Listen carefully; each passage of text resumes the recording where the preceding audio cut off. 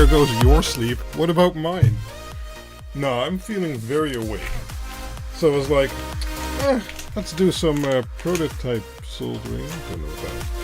And, hey, if you guys want to join along, that's fine. I kind of miss doing the live streams too, so I was like, hey, let's do it. Let's taper down that music a little bit. There. So yeah, it's going to be even less organized than normal because I just hit go. And you don't sleep at night, Intermit.Tech. But the music is a bit loud still. Well, it should be better now. Wait, where is my chat? Oh, here's my chat. Okay. 3 p.m. Seattle time. Not late at all. That is a better time. It's exactly 12:04 or 0004. Watching the remote. Yes, where is it? Those are really good. I really wanted to make a video about that. So, those are really nice. Get one. If you want a remote, that's the best one. Sleep mode, not really sleeping. Yeah. So, I need to do this off camera because the box has my address on it. Oh, okay. We can do it like that. 4 minutes past midnight. Yes. It's a bit bright, isn't it? Well, I guess it's better than too dark. Whoa. Okay. My camera didn't like that. Don't know what happened there. Let's see. We have 2 prototypes we can build. One is this board. These are more my times. Yeah, exactly. Hey there, Andy. So we can build this board. And this is a prototype SEPIC converter. So it's a DC to DC circuit, which will, in theory, take 4 volts to 48 volts in and make it 5 volts. Or it explodes. Or it melts down. Or it does anything else except what it should do. So, who knows? Maybe. So we can make that. Because I'm interested to know if that will work, and then I can test and scope and do all kinds of things with it to see if I can use that in future designs. But we also have a second prototype we can build, which is also very... the explodey thingy. Well, this is the second prototype we can build. And this is a prototype board that I designed for an E-fuse. So that's an electronic fuse. And next to a fusing function, so it should turn off at 5 amps, for instance, it can also provide some reverse polarity protection, a on-off circuit, and you can even measure the current. Well, I was like, okay, this little tiny chip there is going to enable us to do that. That's going to be interesting. So I designed a prototype around that, and well, we can also build that one.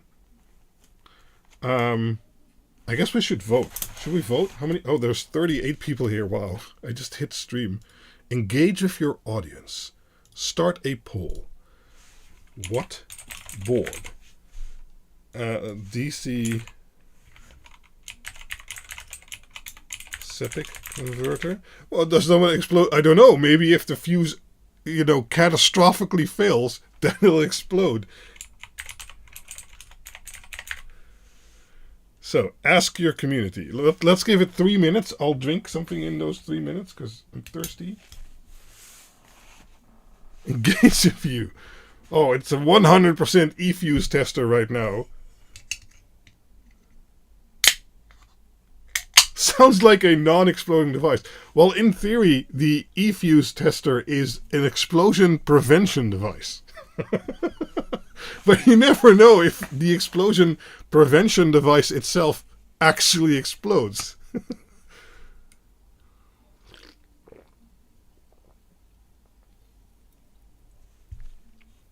Now, it's not a septic tank. Those don't smell too great. I apologize, by the way, if there's any background noise. My camera's too bright. The neighbors or one neighbors beyond that are having a party or something like that, and they're really loud. You mean like the ESG chips? Yeah, those exploded. Finally made it to my first live stream. I've watched them all. Thank you so much for all you do. Thanks there, Spiffy Labs. That's awesome to hear.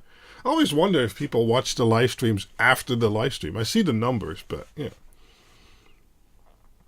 You just had a good Caribbean rum on ice, so I'm back to water. Well, I have non-ultra or holy Fanta exotic. It's already exotic, so.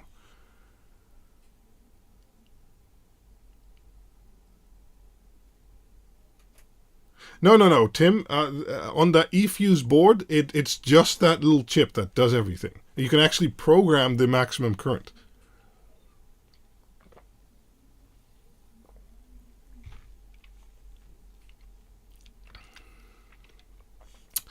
Well, no, 1 minute left. We're at 58% for the eFuse tester.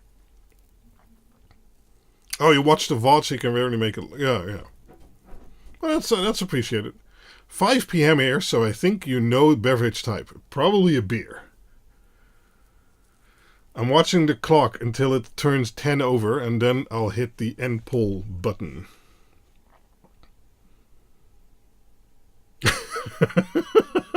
Well, that's possible too, Ray, but maybe that'll be a stream tomorrow or something like that, because I don't think I'll have time to build both tonight. I hope it's faster than the current fuse rise time. In theory, it's digital, so it should be. Or it's analog. I don't know if it's measuring digitally or analog. That's a good question, actually. Oh, it's 10. It's 10. Hold on. End poll. So it's 60% eFuse tester and 40% DC-DC SEPIC converter. Okay. Then it's eFuse it is.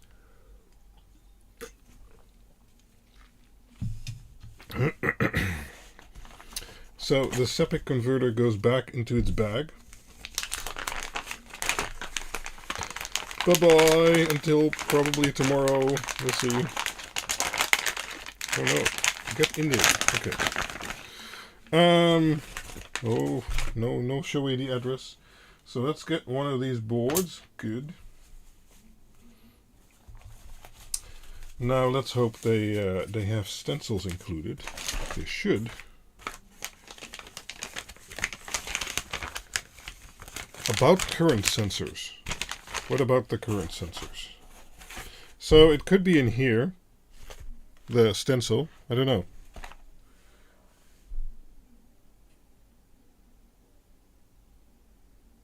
Oh, okay. Interesting.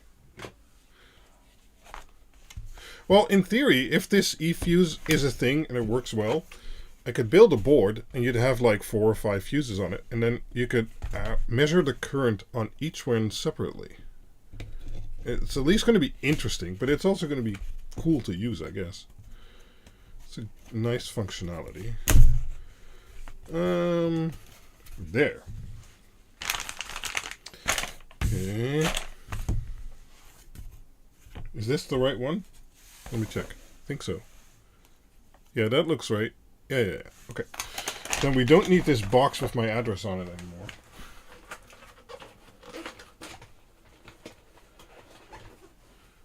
You can go down there. Okay. We need my my stencil applying board, because I just have a board with other boards taped to it. This is actually an IKEA cutting block, a butcher block, and then I tape other PCBs to it, which are the same height, because then I can, put PCBs in between there. So let me see how I can do this, like that, because then I can put PCBs in between there like that, and just, move it manually. Maybe there's actually things you can buy for this. I don't actually know. That would be good. So like that, and you push it together, and then you put these tapies back. Top cam's a bit bright, isn't it?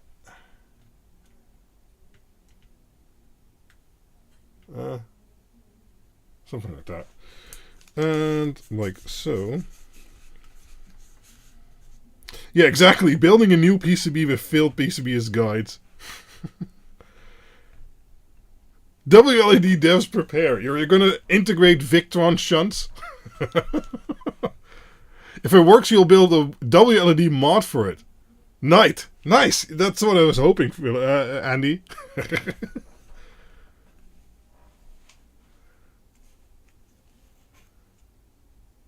Was hoping for that Dutch guy to buy and unbox them. What?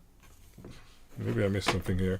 Oh, DGS is here. Good evening. A pleasant surprise. Well, I'm happy I'm making your evening better. So let's try and line up that stencil. Sorry if I'm blocking the image for a moment.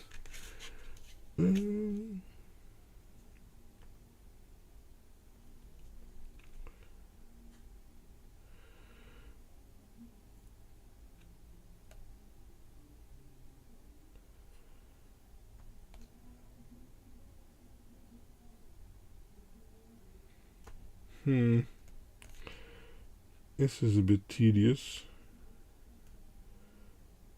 I think I've got it.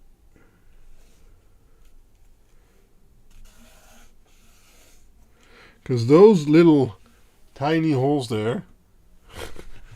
Hold on. Can I make it? Yeah. Those little tiny holes there need to get paste in them. And I think I have it lined up correctly that they will. You never know. Well, you do, but we're going to see, right? So we have the paste. And we need some utensils. I think I already explained in last live stream in detail how this all works. Actually, am I going to tape it down more? Yeah, let's tape it down a little bit more. Where's my tape? Here's my tape. Oh, you can use my new magnifying glass for this. That's right, Kenny. Well, I could actually use the microscope for that, but we'll get the microscope out in a minute. This is the magnifier. That's actually a good plan.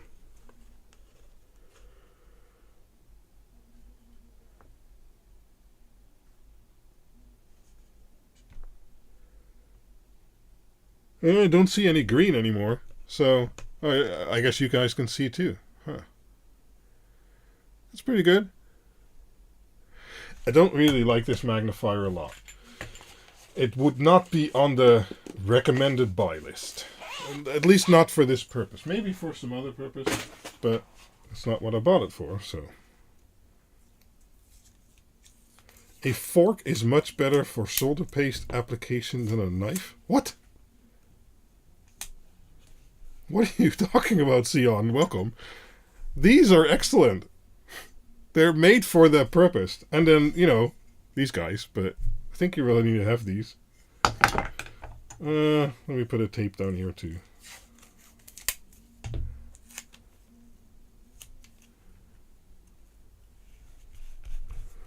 I always try to get a little bit of tension on it, but now it should be good.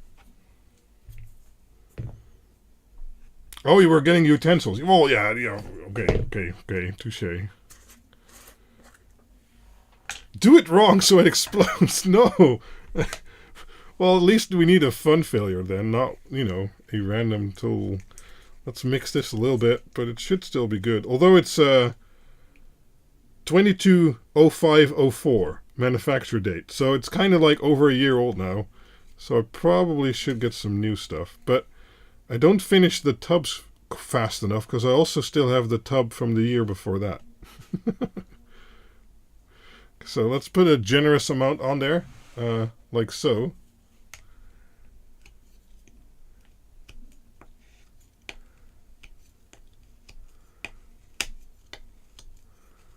Okay. Let me zoom you out. There. So we're going to ball that up and then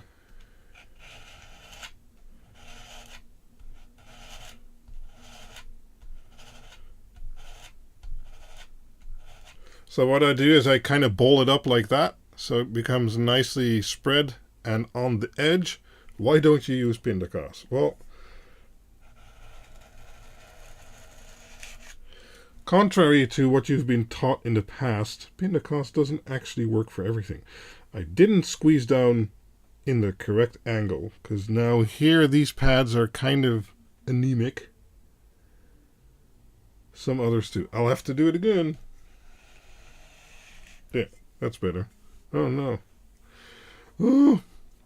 See, this is what I get for doing a random stream.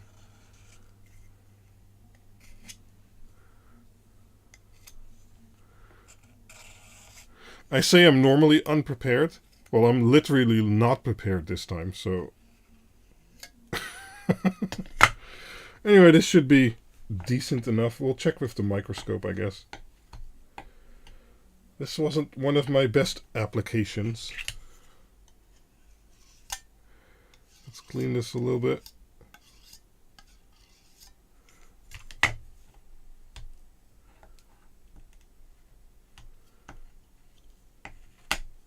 Didn't I link it in Discord recently, Andrew? Andy? Jesus. Okay, so let's give that a check.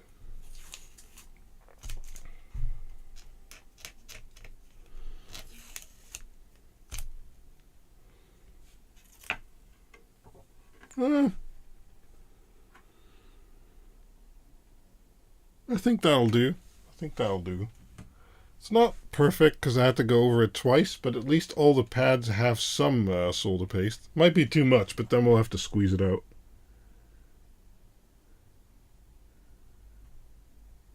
Yeah, it'll work. The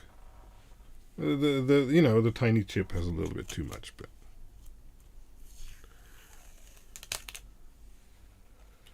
there. So let's do a little bit of cleanup. Is there still too much paste on here? Like so.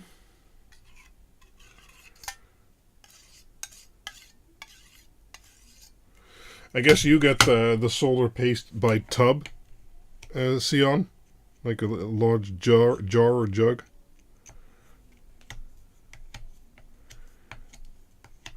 I can imagine that actually using the automated process would be more efficient in regards to spillage than doing the manual thing.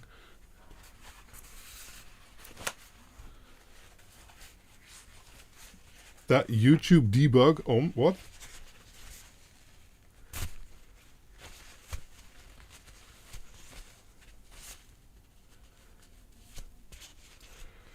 Well, it depends on what way around you'd swap that, Philip.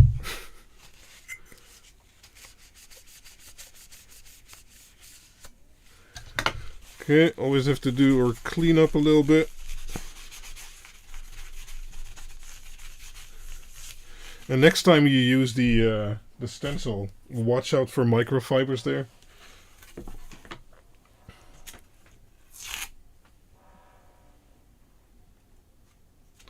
Why are there 50 people watching? This was just a totally random let's hit that button stream.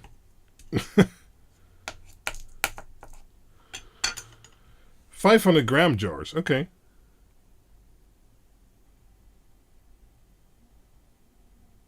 Oh, wow. Okay, yeah, these are... How many grams is this? Oh, this is 50 grams. Oh, you can't see that, but yeah. So that's still 10 times as much. So, yeah. Oh, yeah, I got a bug. Yeah, I'm in the garage. And, like, it's a garage. I mean, I'm not going to apologize for that. It does garage stuff, right? So it also has bugs.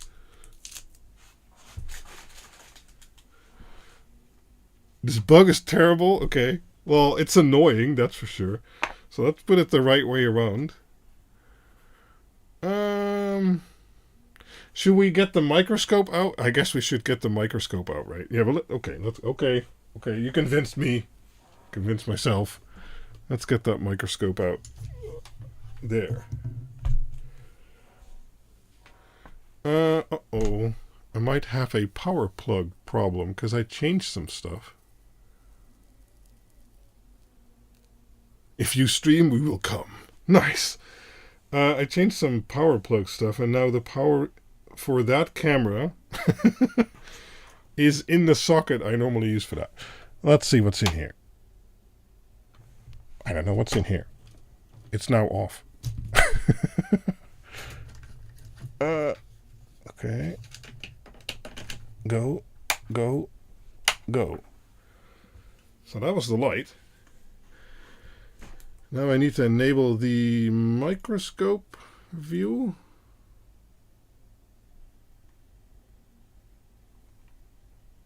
Maybe, maybe not. Oh, maybe I turn the microscope on. That always helps.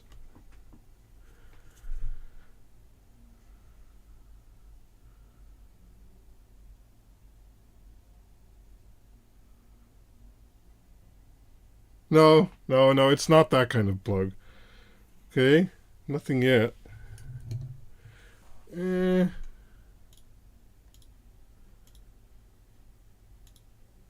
No, let's chat. Oh wait, this can go. Chat enable, there. Why is this not working? Interesting. It should, in theory, be working.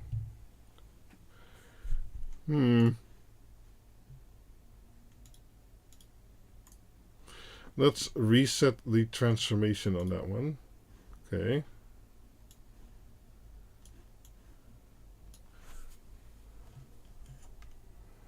Did I turn them both on? Yes. It has power. Okay, let's turn it off.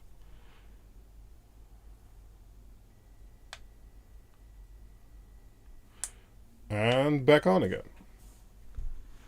Did I get the wrong source? I just got the wrong... I renamed the wrong sources. Oh, stupid me. Okay. Rename to Microscope. Yeah, I know there's already a source of that name. Okay. One moment, please. Micro.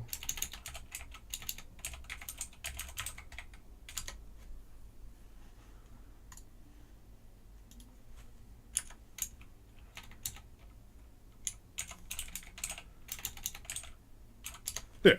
Okay, now we don't have that problem in the future. Where is my PCB? There. Okay, I need to fix this. And I need to... There we go. So let's look at that paste application really. See, there's too much. There's way too much paste on that. That's going to be a problem. What's this live stream all about? We're just hanging out and I'm building a prototype. So if we look here, I mean, this is going to be fine. It's slightly off the pads, but that's fine. Those 0402s over there, that's fine. That'll spread out fine. Same with those over here. All those components, fine. Oh, wow. That's perfectly on the pad. Wow. Okay, so that's fine. There's a bit too much here. And that's probably because I went over it twice. Oh, well. Oh, well.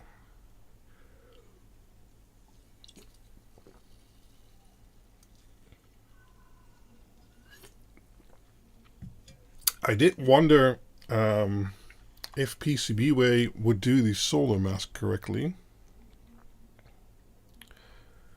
But it seems they did a pretty good job.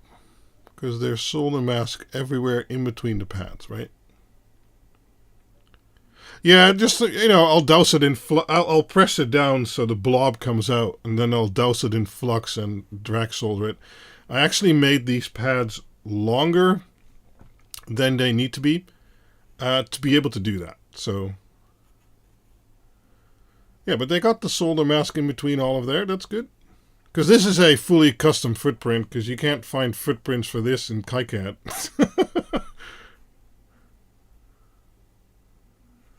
Yeah. This microscope is actually on full zoom is actually pretty good. And then we can still do like this.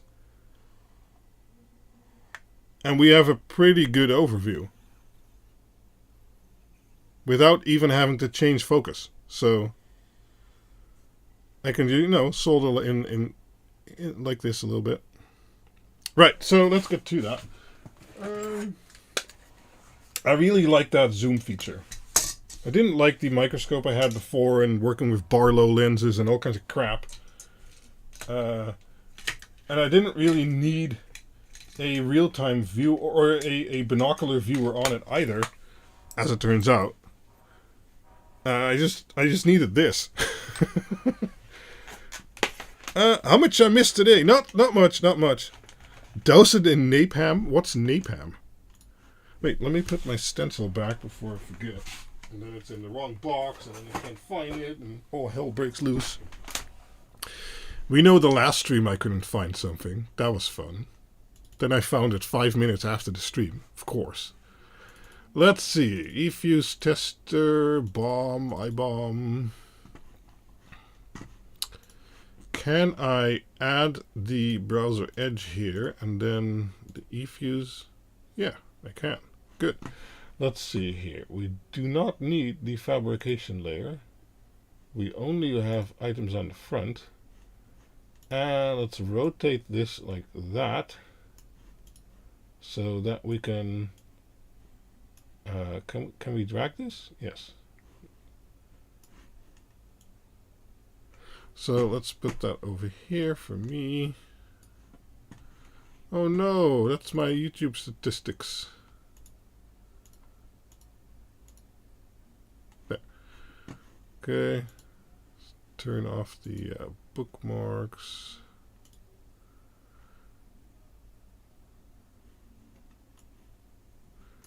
No. No. Yes. Something like that. We'll keep it behind the chat. I just need to be able to see it.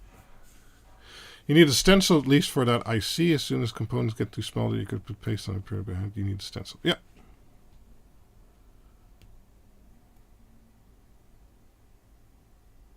Napalm. Oh. Busy working on the website. Yeah, it's nice that you're able to do that yourself. I'm not. I try that stuff, and I'm really not good at it. Yeah. Right. First component. Let's not start with the giant capacitors, because I just kind of guessed those values. Okay. I know I got some 15 NFs. This is some kind of resist. I really hate that JLC PCB. They'll or not LCSC. They'll make these bags for a resistor, but then the value of the resistor isn't actually on the bag, so I have to relabel a lot of the bags. It's stupid. Okay.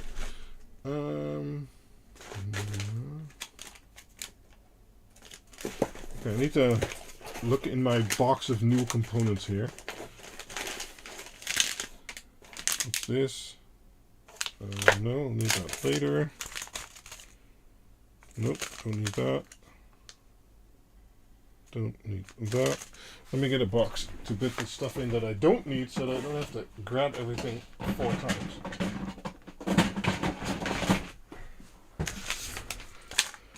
Let's see. Don't need that. Nope. Nope. Do need that. This is going to be boring, sorry.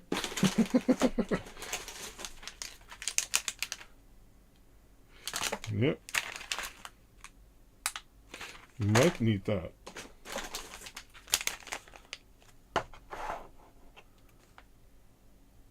That's true, Unexpected Maker. That's, I guess, why we do a lot of this stuff. 1 UF, okay.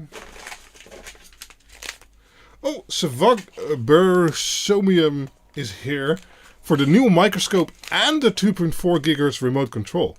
Yeah, that control is awesome. You're struggling to find one on Amazon that works. Really? Okay. Don't need those.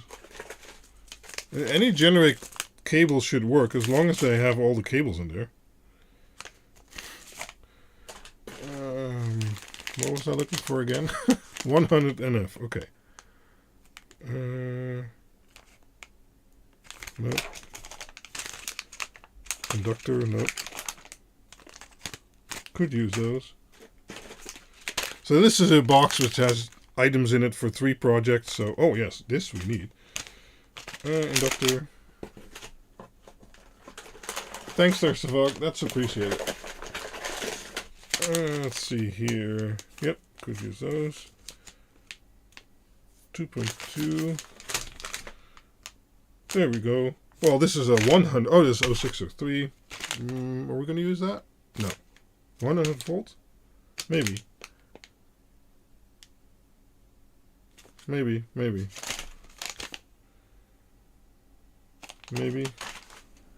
Is it the last bag? It is the last bag. Of course it is the last bag. What else did you think? So we get some 50 volt 100 NF. I got a new bag because the previous ones were Y5, I believe, and these are X7Rs.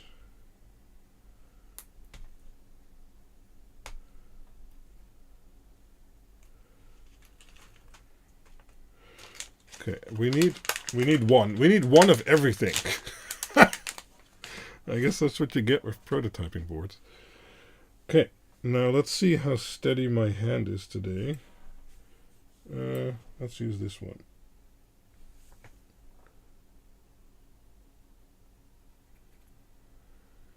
Come on, paste. It does not want to grab. Nope, it's too high on the tweezer. Let's clean it a little bit.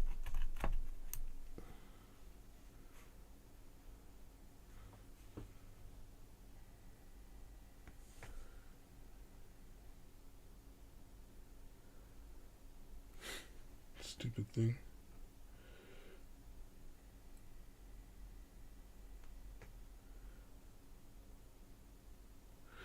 That should kind of work.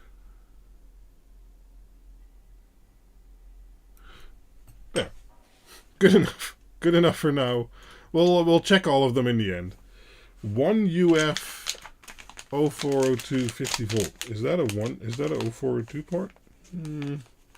Sounds expensive. Got one. Message retracted. Oh, okay.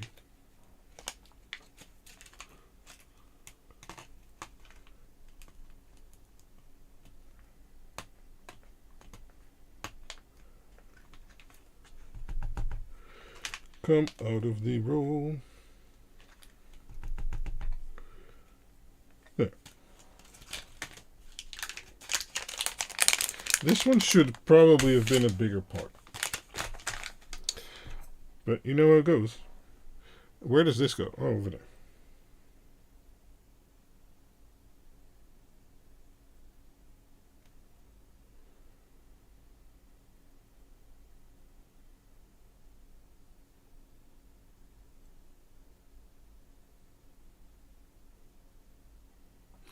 My tweezer is a sticky one today.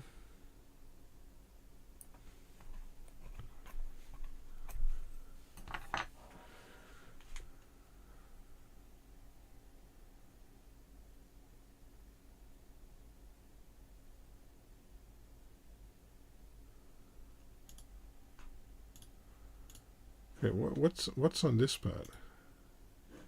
A 10 NF? What?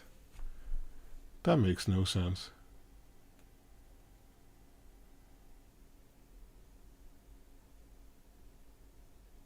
Huh.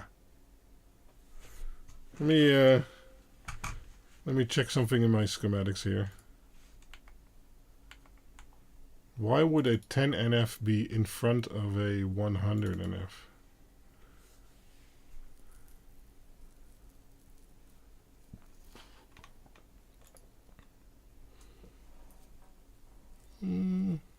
Well, it's in my... Okay.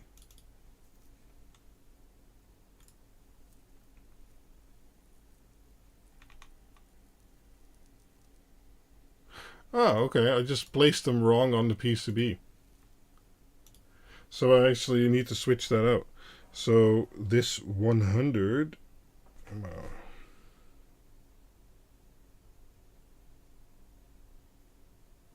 goes over there, and then a 10 goes closest to the IC. 15.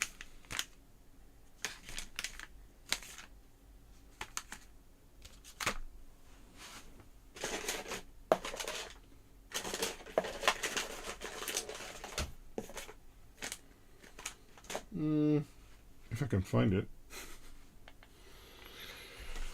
Need to check my phone real quick.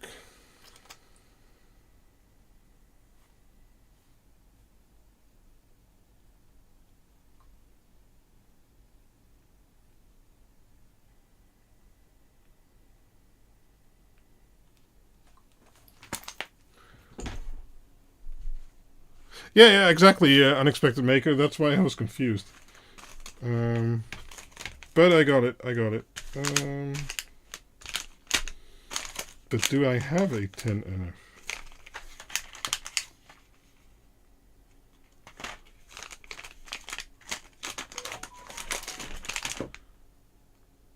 No.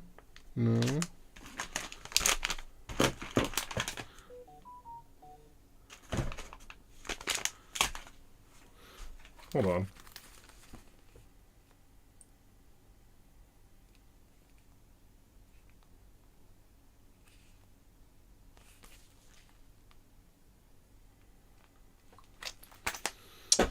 Right. I don't seem to have a 10 NF, but I have a 22, a 4.7, and a 15, which makes no sense. But I think I'll need those later. I'll use a 15 for now. That is likely fine.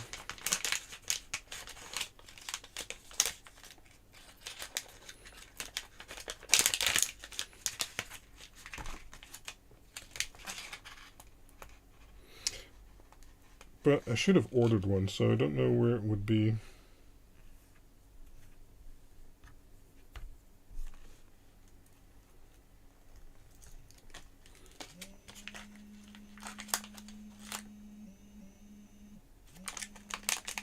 What the hell? There was a metal baggie on one of my phones here. Okay. Started making weird noises. Okay, 100, or this is a 15 NF, but it'll do.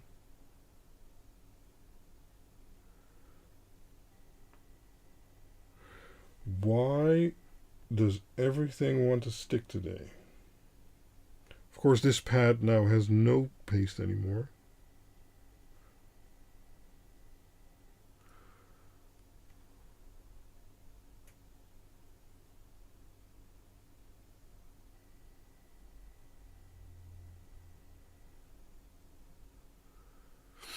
That'll do. Okay. Sure. So now we get to the good part, but we're gonna do it in order, I think, because okay. So this is a 10K0402.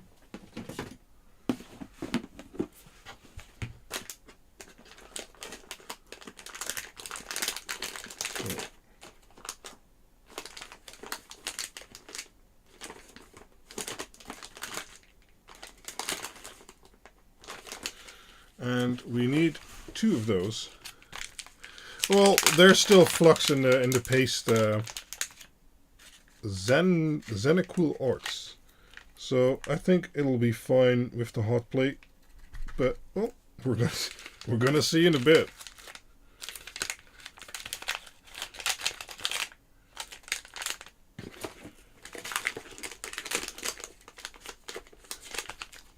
What the?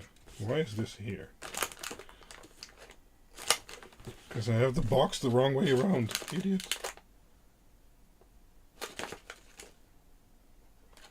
Okay, I kind of ruined my box here. I'll have to clean that up later. So where did? Okay, I'm getting confused. There, I'm gonna do it like that.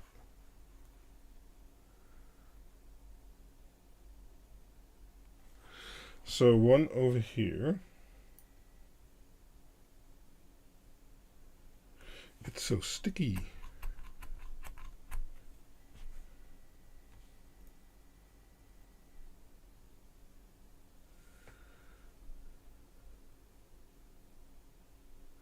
There.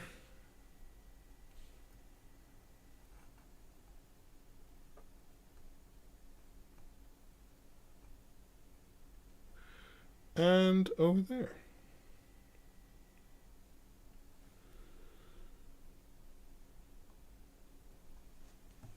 Oh, perfect placement. So let's see what goes over here. A 5.1K 0402. Okay. Welcome to Quindor's Looking for Things. Yes, sometimes it turns into that. I need one.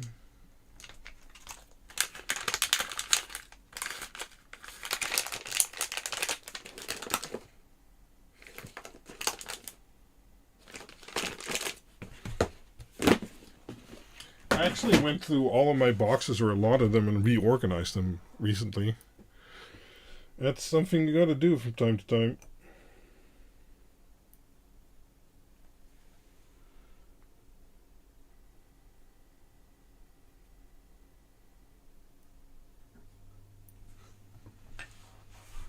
So with this eFuse, amazingly using resistors and capacitors, you can actually set the... oh wait, why did I put it over there? That's not right.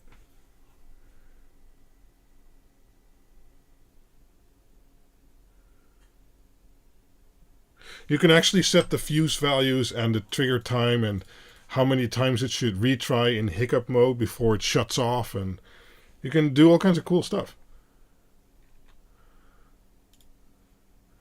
4.3. Did I get? Oh. Seems I got a 4.7. And I thought, close enough.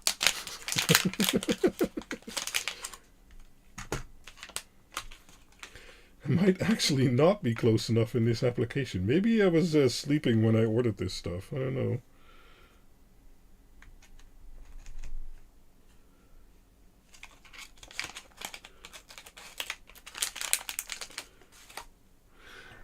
Wait, I moved the mouse again, didn't I? 4.3, okay.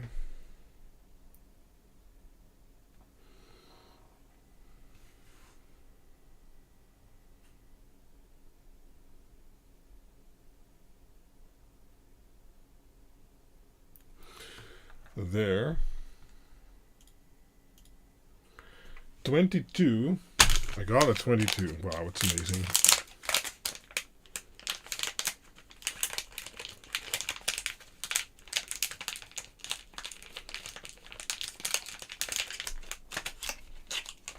So I always doubt myself if I should do these streams. It'll probably mess up the YouTube algorithm, like, big time. But then again, I'm like, you know, when others do them, I actually enjoy watching them.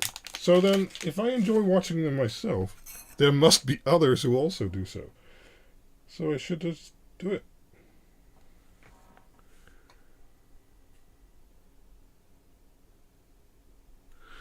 There.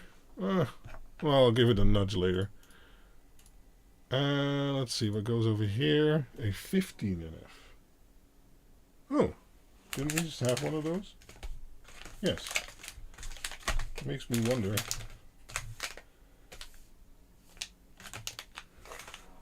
Do it! It has something relaxing to look at you do. It's cool.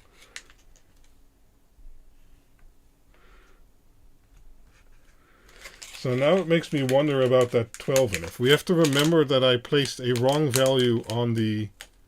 what was it? The 10? Or the... I think it was the 10. Yeah, because I don't have a 10. Right.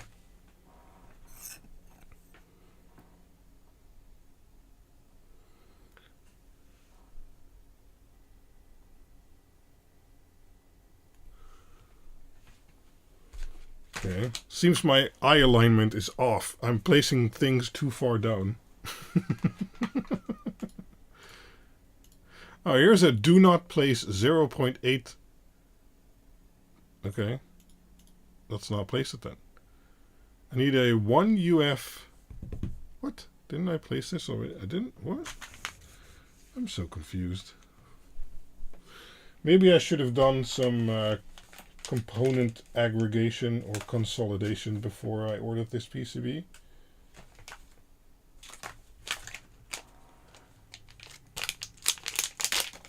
They magically move into the right position, yeah. So this is another 0402 1UF, which I shouldn't do, because those are expensive buggers. Should just make them 0603. But, oh well. They're going on there now.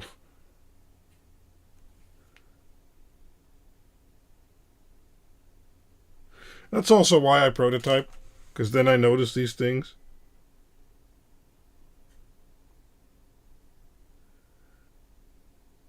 And then I write them down, which I'm not doing right now. And then I change it.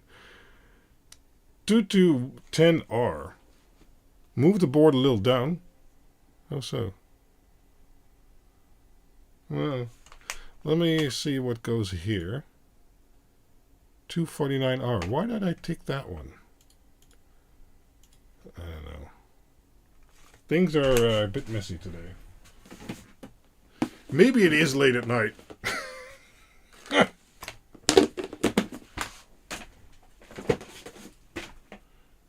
We'll get there in the end. And if it explodes because of the wrong resistors, that's a result too.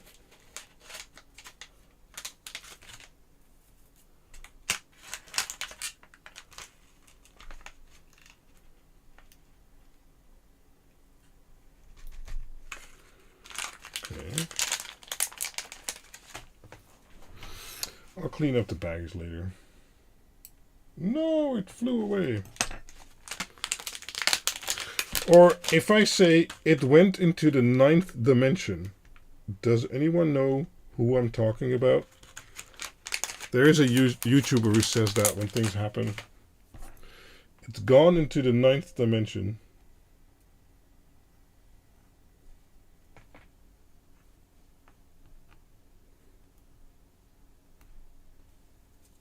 What? This one is now also gone. Luckily, I buy these in the 500s. That's Alex of Northridge Fix. That is exactly right there, Alex Kid. Northridge Fix. Felix knows. Cool. Okay, that's cool. I like watching Northridge Fix. He's like... I'm like... I seem okay with his soldering iron. And then you look at him and I'm like... Holy shit.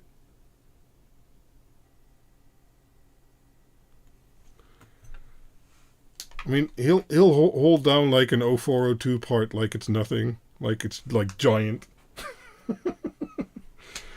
A 2210R resistor. Uh-oh. Oh, that might be the unlabeled resistor pack, right? Yes.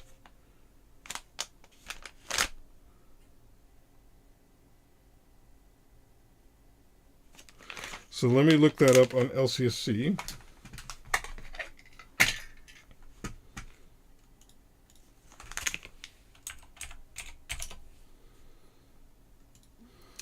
C25933.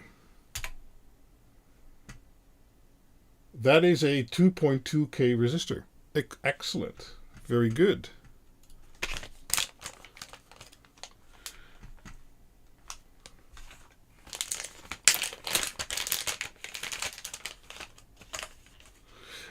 Lewis Rossman, I think Alex of Northridge Fix has him beat, but Lewis is okay.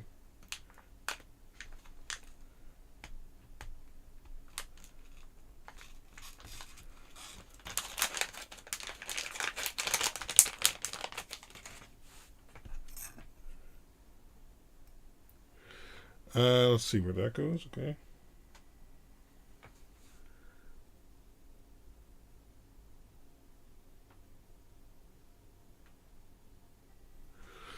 There. Oh.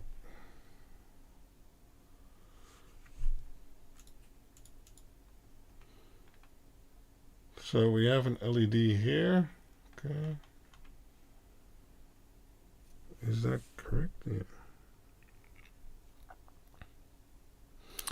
What is this one? Do not place. Okay, that's fine. So we're getting there. So now we need to do these big ones. So this is a giant Schottky diode, I believe, and this is a giant TVS, I think. But we'll have to see. Oh no, the TVS is on the input. Okay, well, that kind of makes sense. Of course, I got a few of them.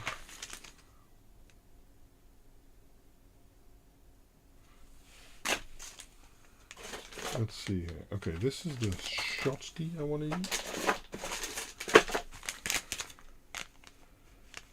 Don't need that one right now. Yes, this should be a 24 volt.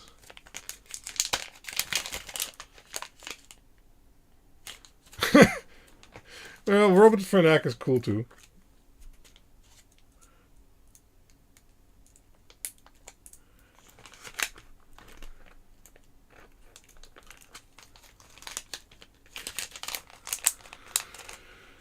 Okay.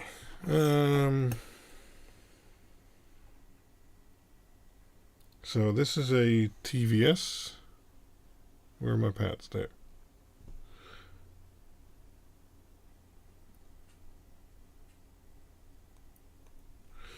And, well, I already know I need a Schottky.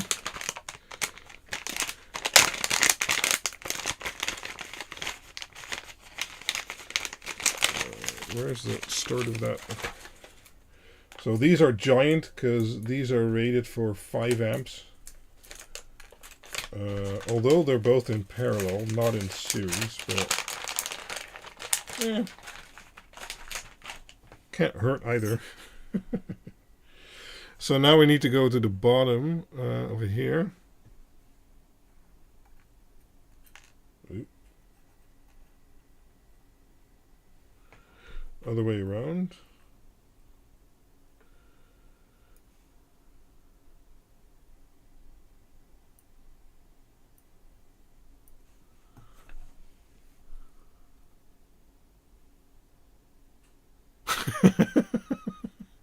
Okay.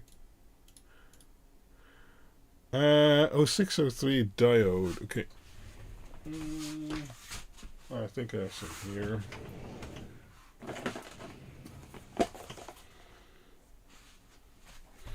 What color do we like? Are we going to do orange? 0402 orange, 0805 orange, 0603 orange. You don't watch novice tech videos, yeah. Well, then skip my channel. Although, I've gotten okay over the years.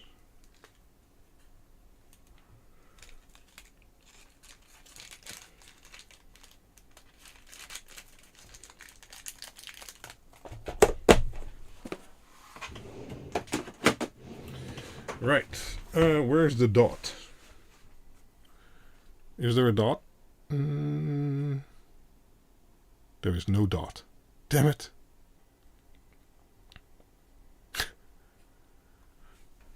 Now, there's an LED here.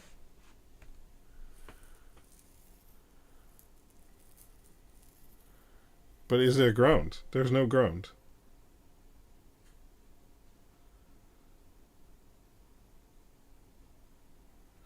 I think the chip is high. And this is, I believe this is for the power good signal. Is it? Let me check. Yeah. 5 volt in, power good. Okay.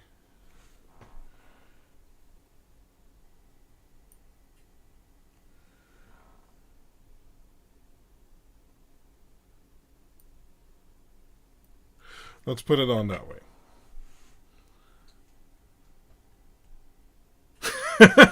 Nice core count. Okay, so I think that's the last part. So let's nudge these things into place. Good enough. Of course, I forgot to place the big one. Let me finish nudging these.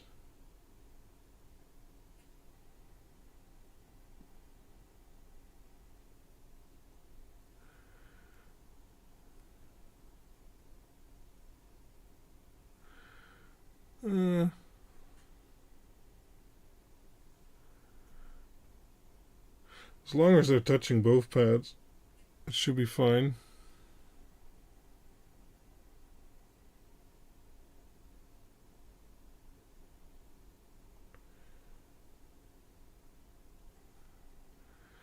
That's what I get for trying to perfect it. Stay down. Okay.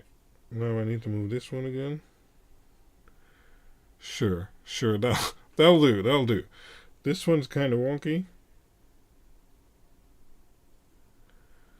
This one should be empty. These will work out, I think. Sure. Okay. Now let's place the big part. Only orange LEDs so far. Yeah, I like my orange LEDs. So let's see, where's my TPS part. Let's use one of the less expensive ones. I believe that's this one. Because you have these in 8 amp, I think, varieties, and 15 amp. But they're basically the same chip, so you can use them interchangeably, and the same resistor values will work on both. I'm guessing one just won't go higher or something like that. You can't watch this massacre. Yeah, I know. So this chip is like funky because it's like that. And I really, really hope I made the footprint correctly. Because I just don't know. So let's turn it around. And now it's, no, wait, big pad should be on the bottom. And I believe pin 1, let's see on the footprint. Yeah, pin 1 should be left top. Let me hope I made this correctly. I did. Okay, and now we're going to try and place it.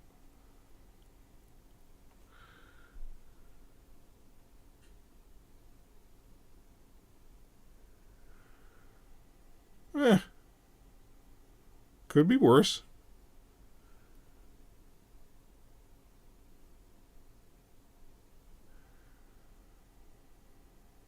I think I'll just leave it like that.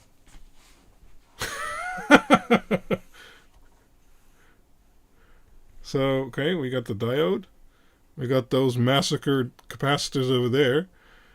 Then we've got the TPS thingy. Then we've got the dancing resistor capacitor over here. Wow, it's a horrible job. I'll take it. Okay. Where? Hold on.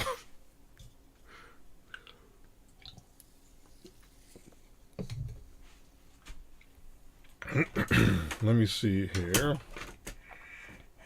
No. Also no. Where is my... Oh, okay. How many gravestones? You mean tombstones? I'm guessing 0. Because most should be touching both pads. But we'll see in a minute. Let me... Oh, my desk is such a mess. Can I move this? Can I then put this over here? Because then you can actually see me again. That's nice. Let me get my hot plate. Wait. My hot plate can't exit my shell. There. No, we're hot plating. Let me get this on here. It's not big. Oh, it actually barely, it just fits. Oh, wait. Turn the microscope off. There.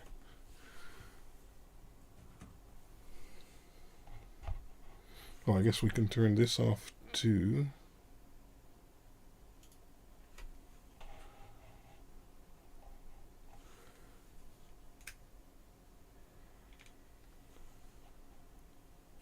C8? No. C8 is, okay. We're intentionally not soldering that one because it's a do not place component.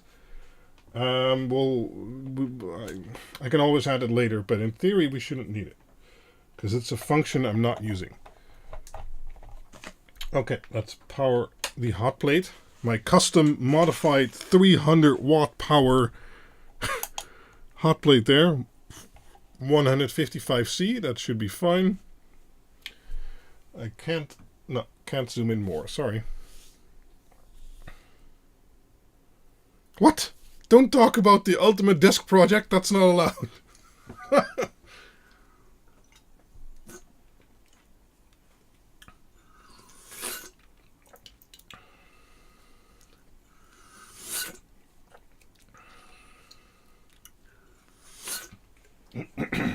And, well, that desk was never going to go here, of course, but in my office, but yeah.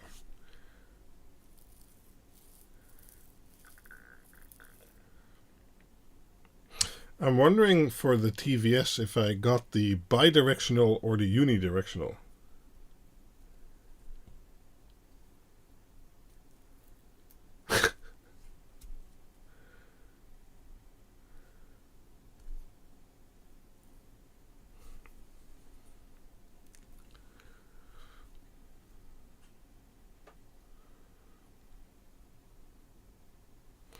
Should we already put on the safety glasses? No.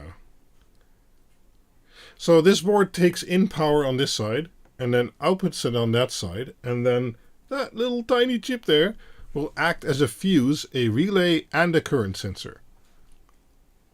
Well, in theory. We don't actually know. This is all speculation. Okay, we're at 80... What? Oh, we're at 90 degrees.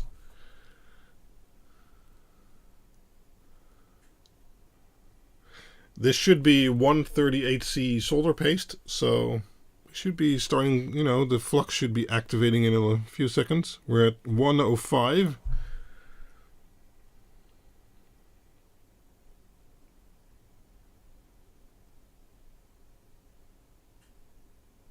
You can actually see the heat waves.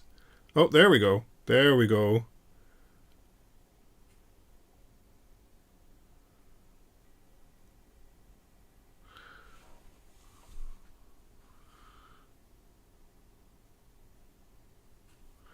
Oh, that all seems to be aligning pretty good. How many amp? It's currently configured, I believe, from head for about 5 amps. But you can configure it so it does what you want it to do. So let's give these a little nudge. Now let me get my magnifying glasses.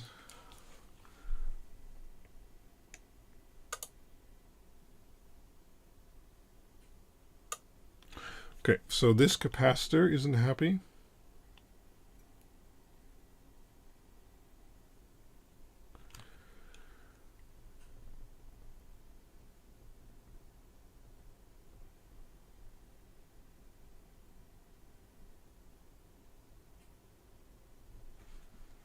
Sorry, I have to hang over it for a little bit.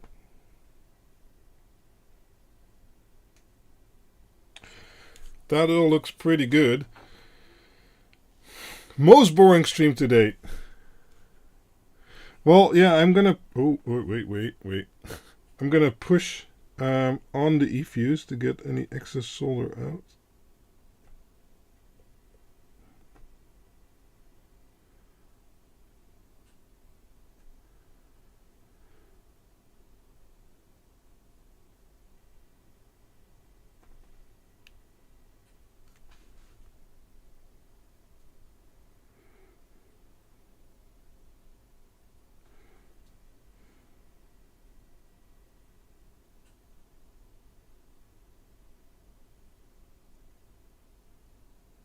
There, that's as straight as I'm going to get it, I think. And we'll check it with the microscope, and hopefully with a soldering iron I can go through all the sides and fix it up.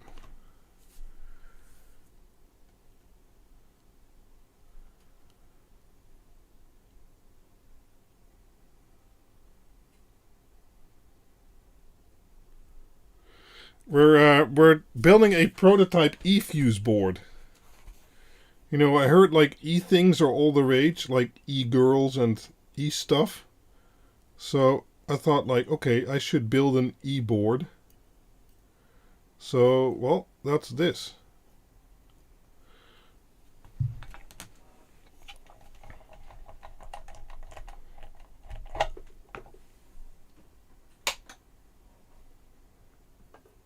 Yeah, there's too much solder on there, but we'll check it with the microscope. That's what it's for, and that's what it does.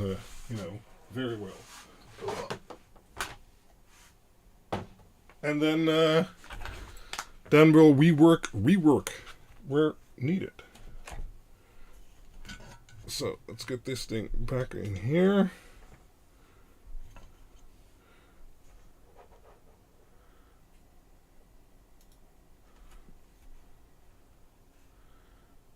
There. So let's first check all the other stuff, because, well, this is yeah, that's perfectly fine. And then the other big guy over here, where is it? There. That's fine. And then all these smaller components, those are fine. That all looks good. That one's empty, that's fine. This one's fine. Okay. So that's all fine. Let me tweak the light a little bit. Do we need more or less?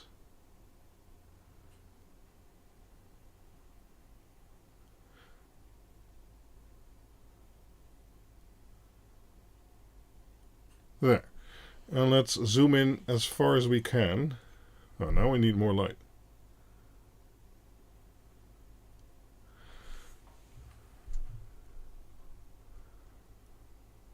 So this side actually looks okay to me, right? This side looks okay.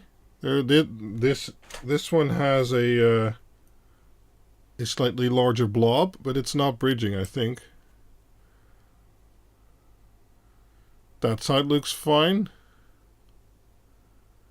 And this side didn't quite take on this pad. So this pad doesn't seem to be soldered for some reason. But I don't think that's going to be a problem, because these pins here at the top, they're all connected to the same pad. And I think it likely just bridged somehow. There's some solder on there, I think. Let me see if I can...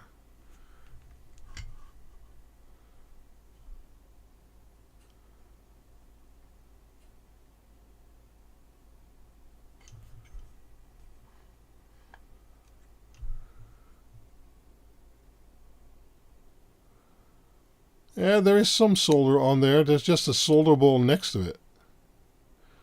Let me angle it a little bit different.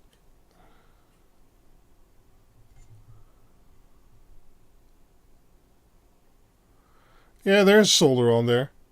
It's not a bare pad. There's just a solder ball next to it. Okay, so let's remove that solder ball real quick.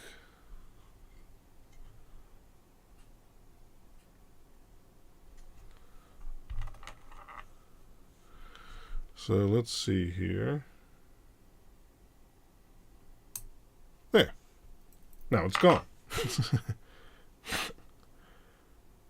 Yeah, we're doing orange LEDs. Sorry, Johnny.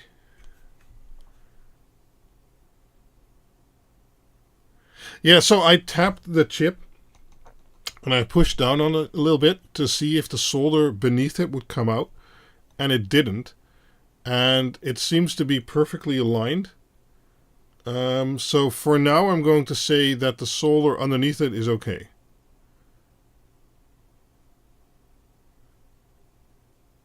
Can you drop me a link to orange LEDs on on Discord for AliExpress? I'll buy some, Johnny. Preferably like an 04, 02, 06, 03, 08, 05 kit or something like that. No, I don't have a Patreon. I'm too lazy for Patreon.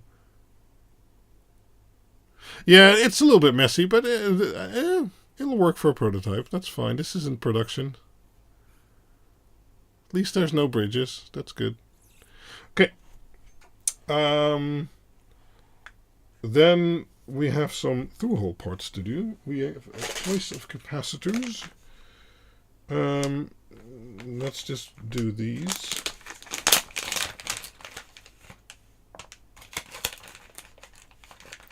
You have to ask Sion for that size? What?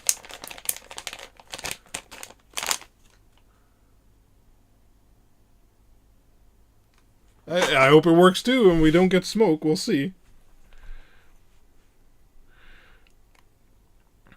Now, I didn't pay particular attention to the spacing of these capacitors, but seems to be all right.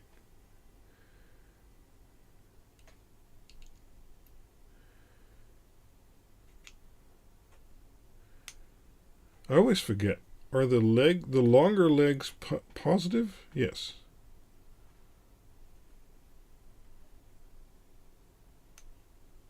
Yeah, that should be fine. So let's test fit all of this real quick. No.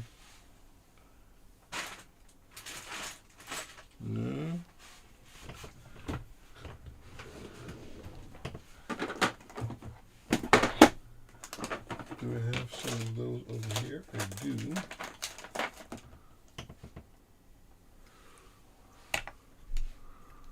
Let's see if these fit.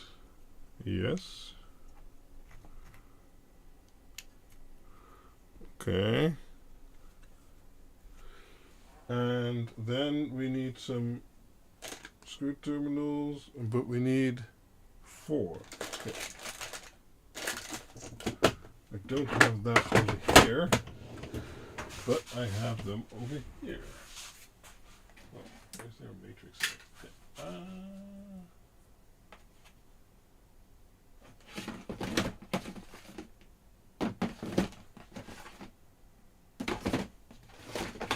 Oh. Yes. I just dislodged my controller for that shelf over there. Okay, I can't reach.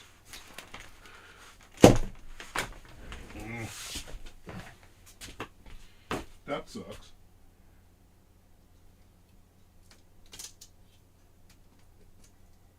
Well, okay, that's not going to stay, but it's good enough for now.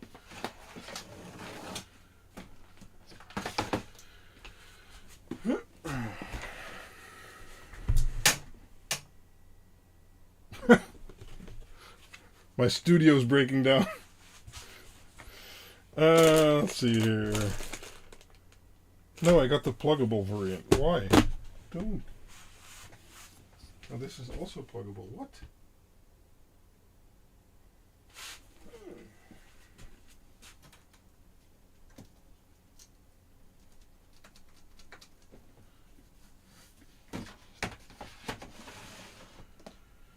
Where are those? Okay, I need to check in here. Yeah, they're in here. Okay.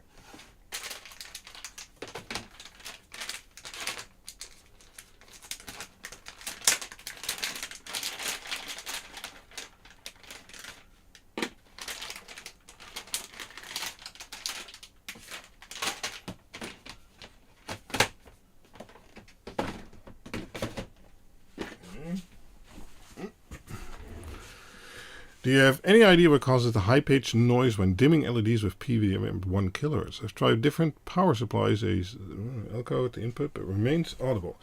Yes, actually, if you're doing PWM at 1 kHz, you're basically creating a 1 kHz audio tone, and that resonates and comes out of the chip, basically. So you're not really going to be able to correct that unless you go to a higher PWM frequency, which isn't hearable by humans.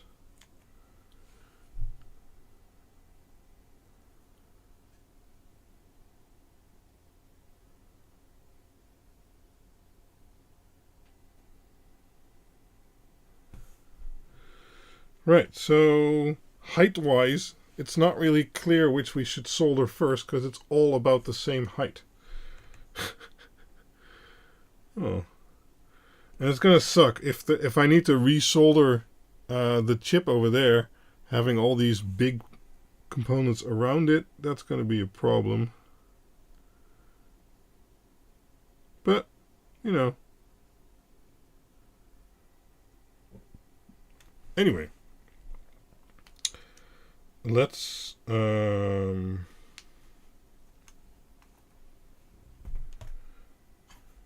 me remove the microscope because I don't think it's that useful anymore.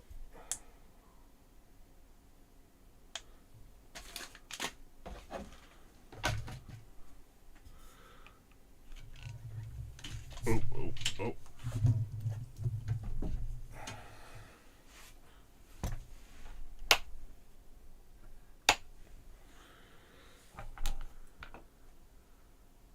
Not really, Matteo. You could try and pot stuff so to keep the resonance inside, but that's basically it.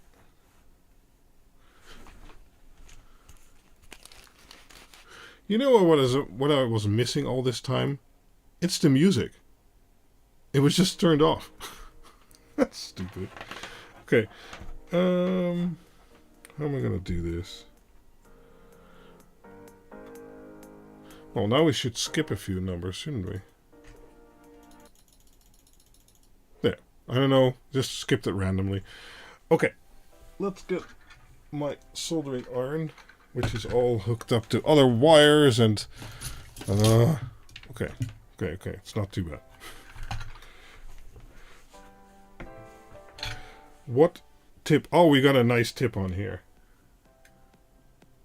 That should do. Okay.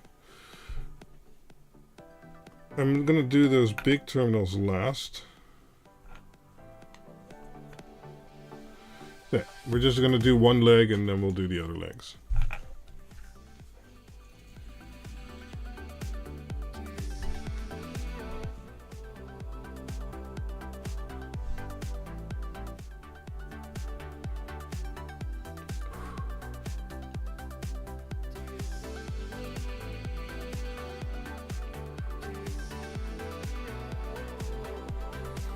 There.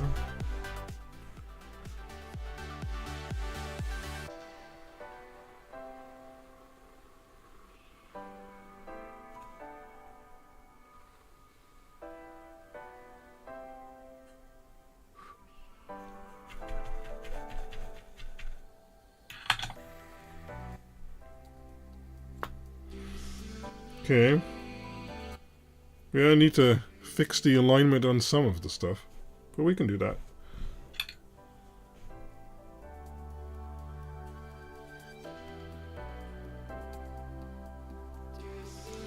Okay, that's in fine. This one's pretty good. It leaves just the screw terminal.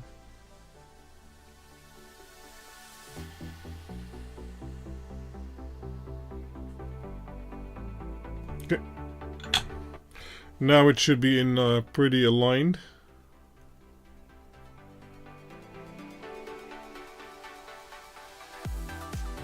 Yep.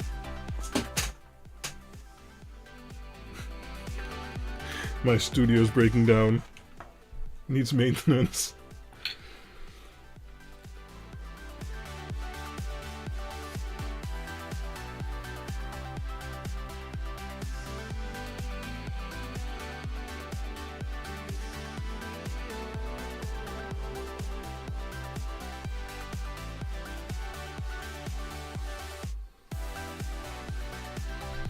A little bit more.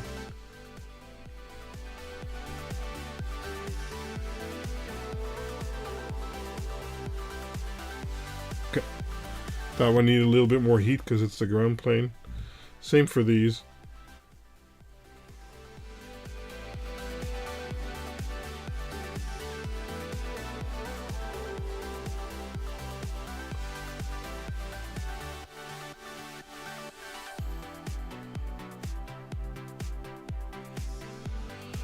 Yeah, good enough.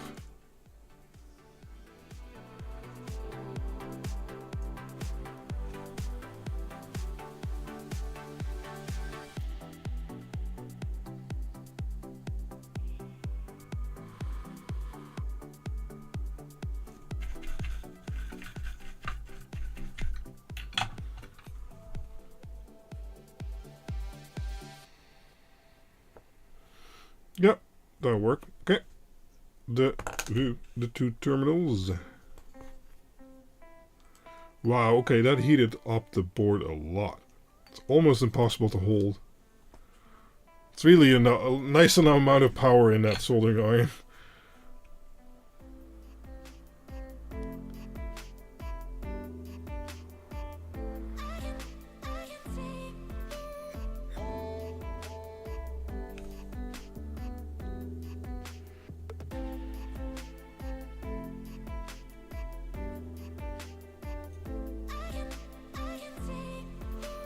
There.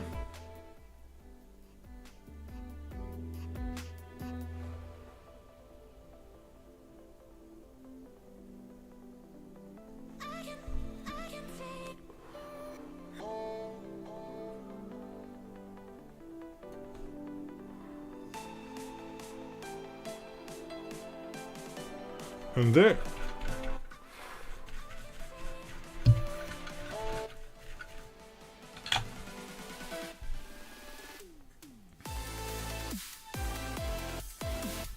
Yeah, that looks pretty good. Snip, snip.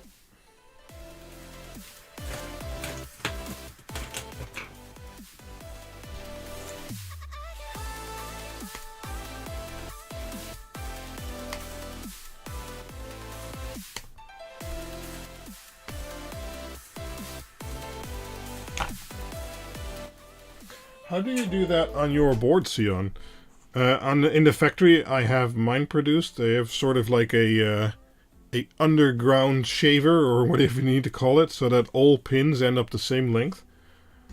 Do you do something like that, or you just don't have stuff with large protruding through-hole things, basically? Those pads in the back? These are just vias. And they didn't cover the vias, but they're not linked together, so that's fine.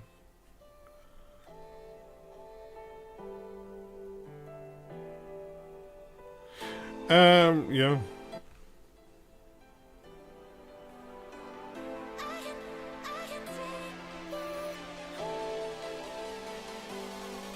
Yeah, okay, exactly. And you got the screw terminals all with the same length then, and not too long, because this would almost call already too long, so. Yeah, these are exposed vias. I'm not sure why they didn't tint them, but that's fine.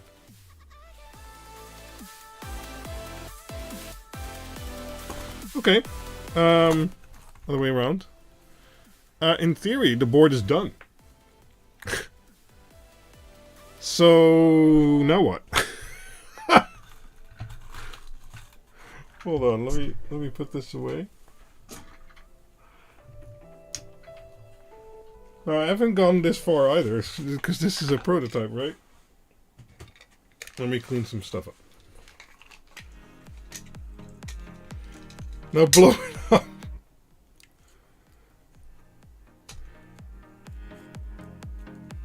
Well, we'll see. Let's first do a test. Let's get our... oh. Yes. Let's get one of my loads. I have one here. Zoom out a bit. Okay. So load needs 12 volt.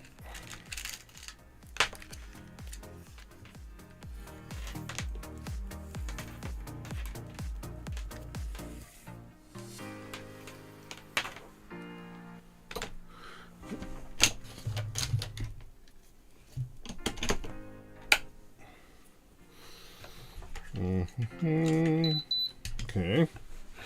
Luckily I added plus and minus labels, so that's good.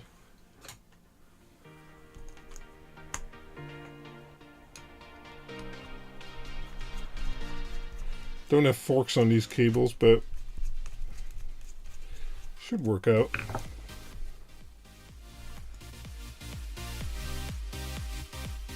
think.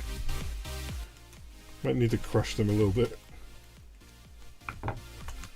Oh.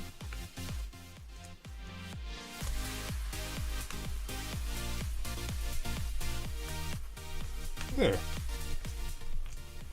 It's not the greatest connection, but it should hold for 5 amps or so.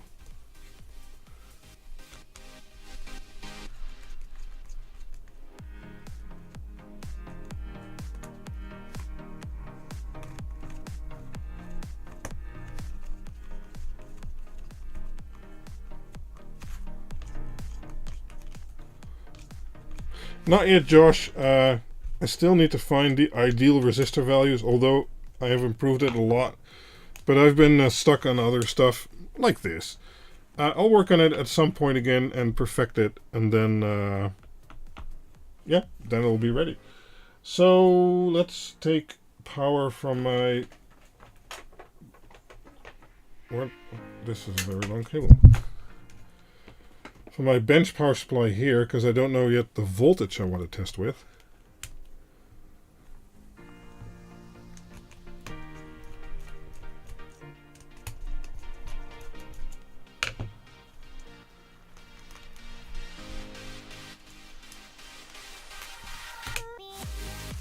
We could smoke. I have no idea what's going to happen.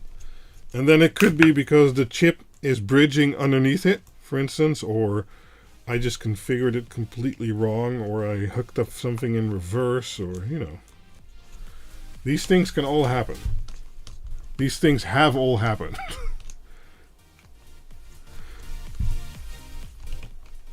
No, not 48 volt and 10 amp.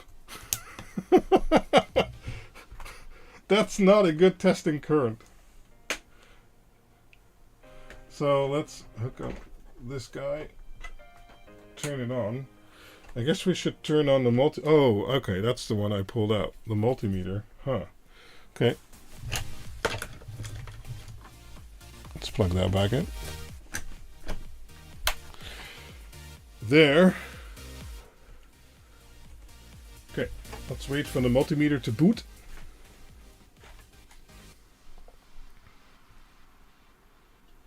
Maybe there will be magic smoke. We just don't know. Where are my safety glasses? Wait, where are my safety glasses? Oh,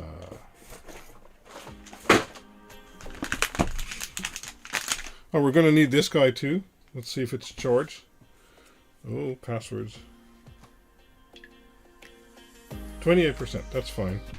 Let's open the thermal camera. Where are my safety glasses? This is odd. They should be here.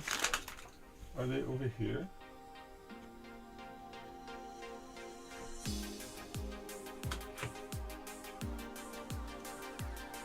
Huh. One moment, please.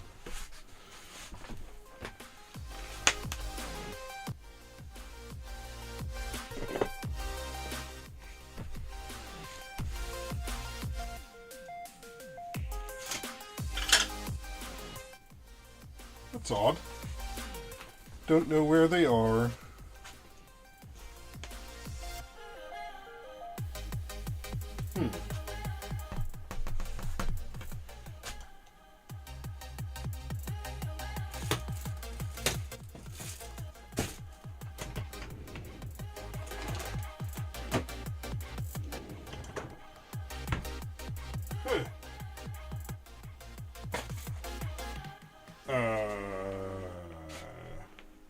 What?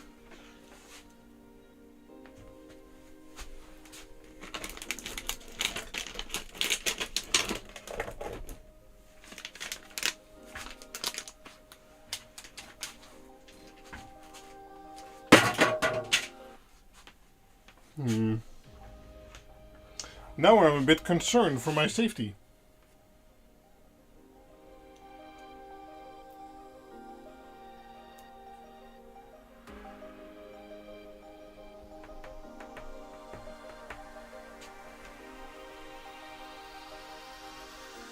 Okay.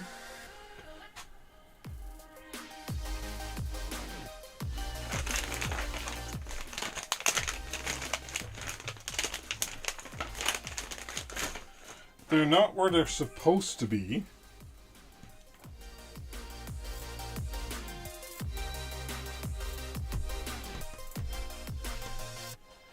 They can't really be anywhere else than my desk.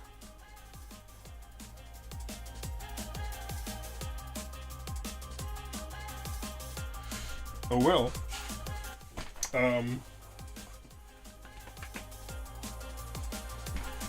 It is what it is. Let me check one last time.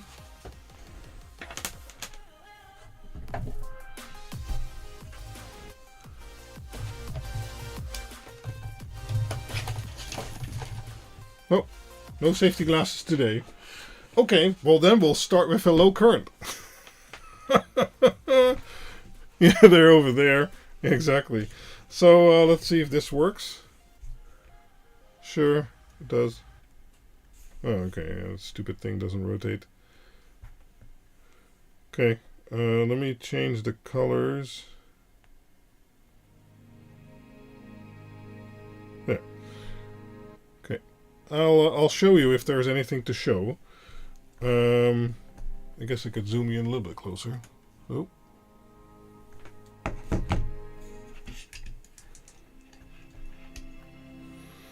So let's set it to 5 volt and 0.5 amps. Go. Nothing happens. But that could be correct. That could be correct. I don't actually know. Oh, this TVS diode's getting very warm, or warmer. Not sure that's correct. Is it drawing? Oh, it's drawing 0.5 amps. This diode might be in reverse. Let's set it to 1 amp.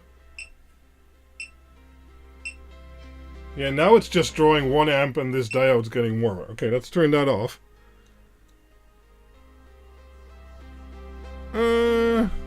That's not functioning as intended. That's gonna be a bitch getting that off.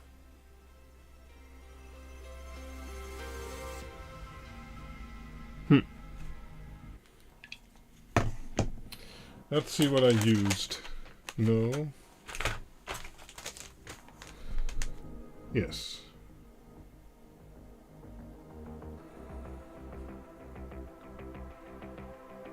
Need to look up this one if it's a bidirectional type. And if not, it might be on in reverse.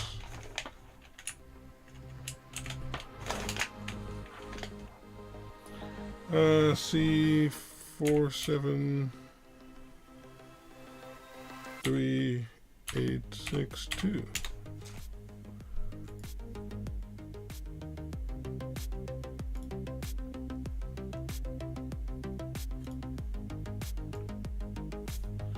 The TR13. Hey.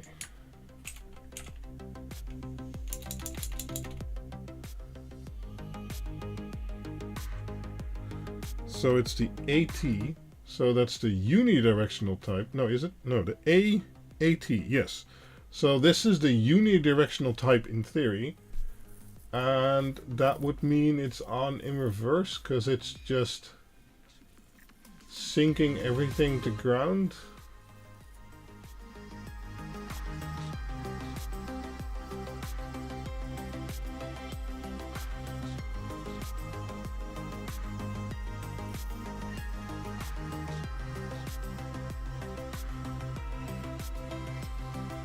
Anyway, likely.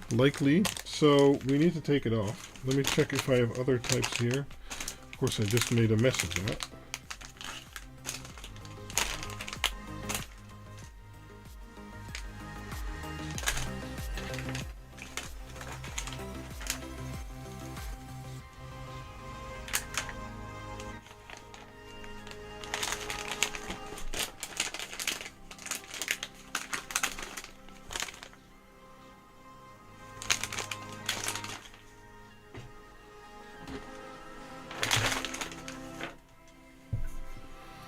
Is this one on? Yes. Okay. Let's set the temperature to 200 and a bit. 220. Okay, let's take it off and reverse it, because I think that is the problem. Because I think I used a bidirectional footprint, but then put a unidirectional on there. And that's why the stripe is wrong. So I'm going to try and show you that.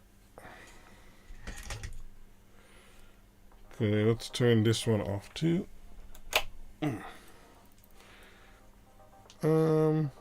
Right. I need to see how I can work on it the best myself. I think like so. Probably going to scorch a few of the other components, but we'll see. Well, we can use a little bit more air.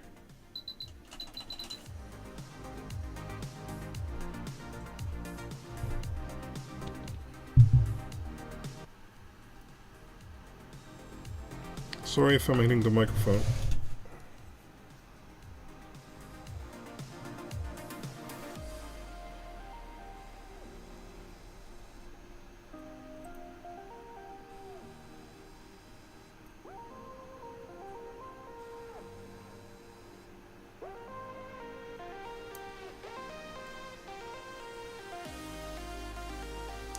Turn up the current to desolder it itself. It's not really the test I wanted to do today.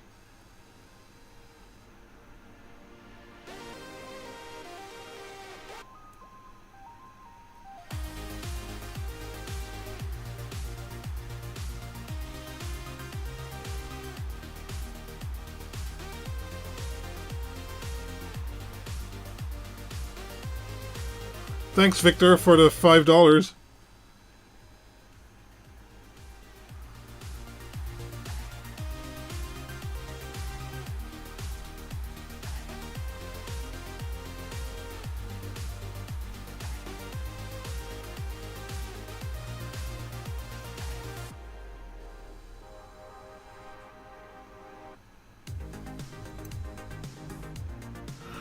Okay, I need to turn up the heat a little bit.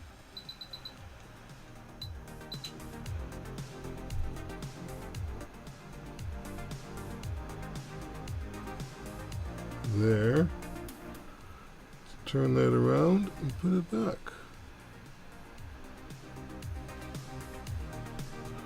There. Yep. That should be good. It's a giant diode, so I mean... Cool. Okay.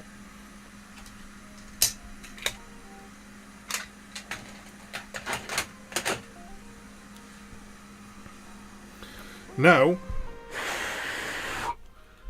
we get to blow on it. And I don't even know if this is the correct fix for a TVS diode. In theory, I guess. Ow. Ow, it's hot.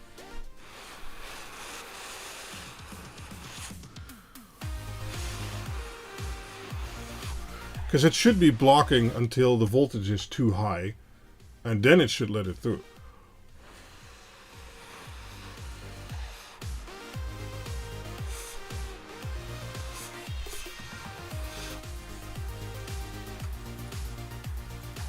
And that is clearly not what was happening. So we're applying some manual cooling.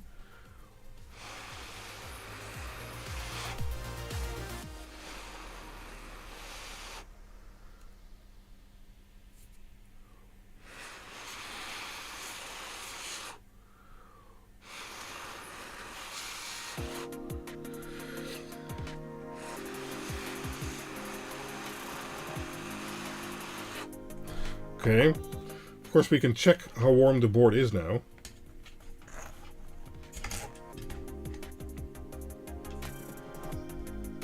Stayed out.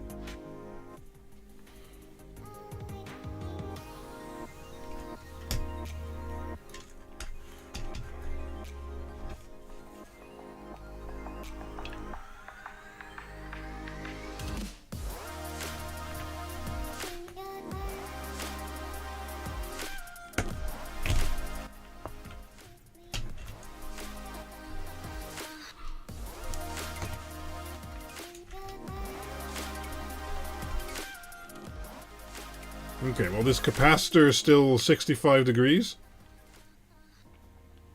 62.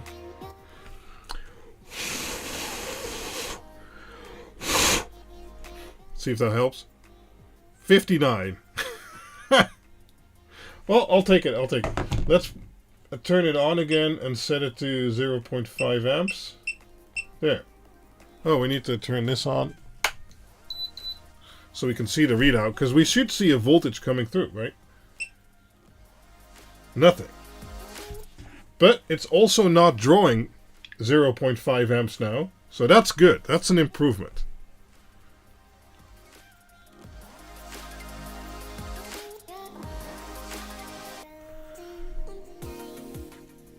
Okay, so now nothing is getting hot. It's just still hot from, you know, from before. So that's fine. That's fine. Okay, because I kind of expected that. Let's take an ESP32. This is a good one, but I need an antenna for that one.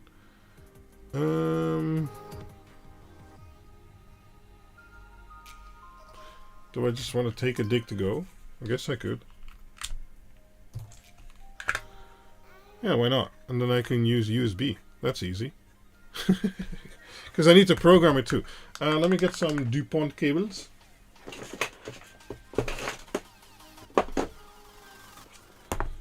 I don't have a tiny Pico, sorry. Let's see. Because we'll have to give it 5 volts and set some pins low and high and things like that.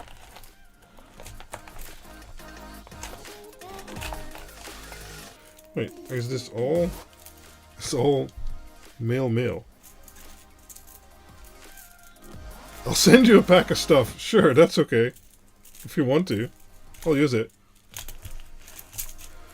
Let me find some male. Oh, I need male. What am I doing? Okay. Let's get this bunch. Fine, that's fine.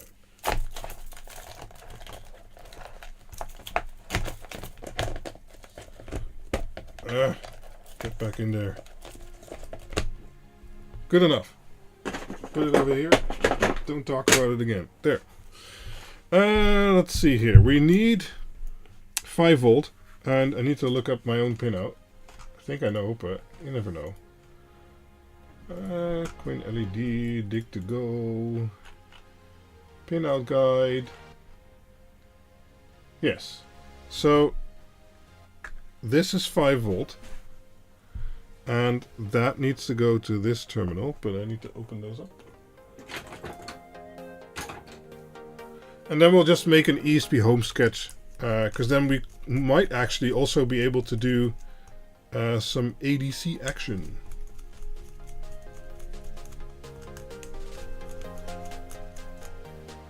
Actually, this is in reverse, isn't it? I'm confused. I never noticed that until now.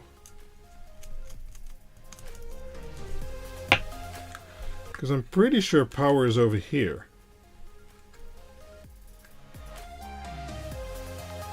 Yeah, oh, my own graph is in reverse. That's stupid. Okay, I need to fix that. Why didn't anybody ever tell me? Okay, so this should be 5 volt for power good.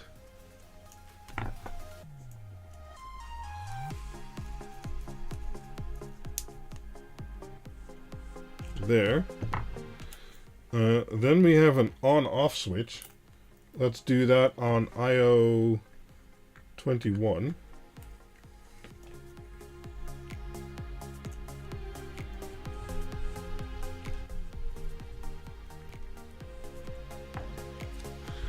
And we have ground and we have I'm on. Okay, so for ground we'll use this one, and this should be ground.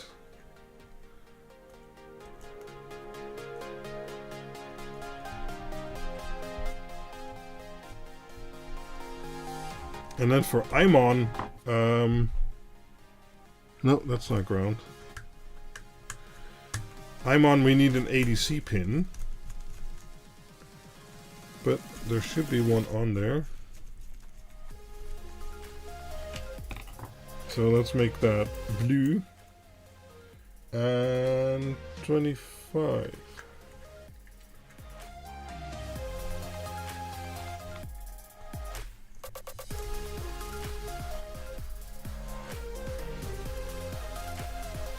There, that should do it. That's a neat solution, isn't it? And now we can just apply 5 volt. And this is connected to my computer, so we can make an ESP Home little program. Doo-doo. I actually want to try something first. The on-off is this one, so that's green. So let's give it power. Still doesn't do anything, that's good. And now let's give it 3.3 volts. Oh. I kind of expected it to turn on.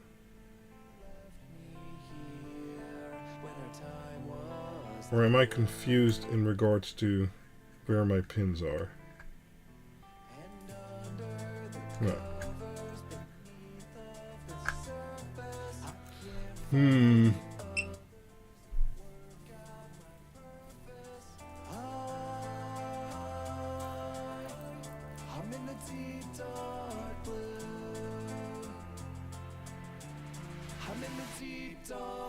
Okay, I need to measure some stuff. So, right now, is there 5 volt on here? There is not.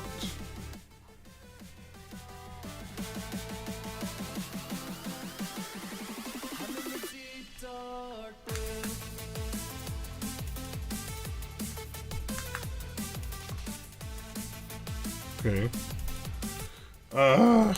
Sorry, I'm a bit confused about my own pinout.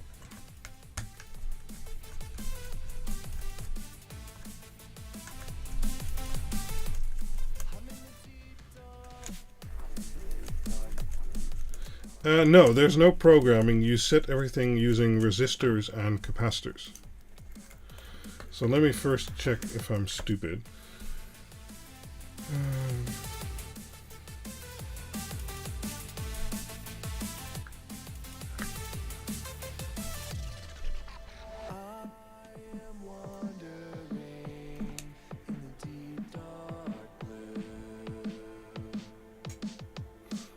Okay, I'm just stupid.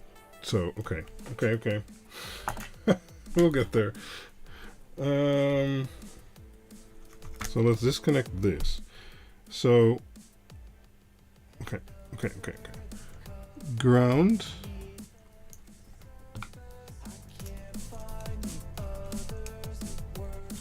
$5 volts for power good.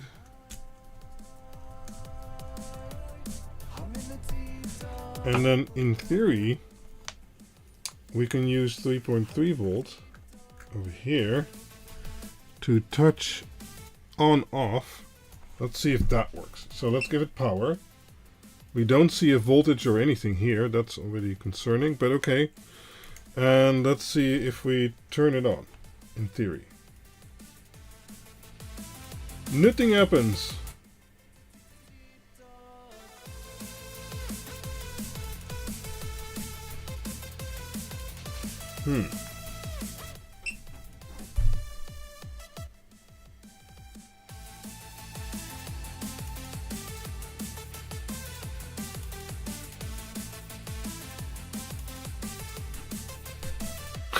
That's awesome to hear, Sean.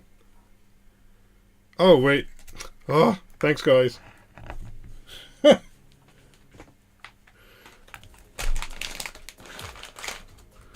That is very correct. Oh, look at the LED. Look at the LED. The LED's on. Not sure it should be on, but it's on. It's doing something. Let's give it power. We're still not seeing any power over here. Oh, that's correct. We're not touching it. So now this should be... I never enabled the software, did I? Hold on.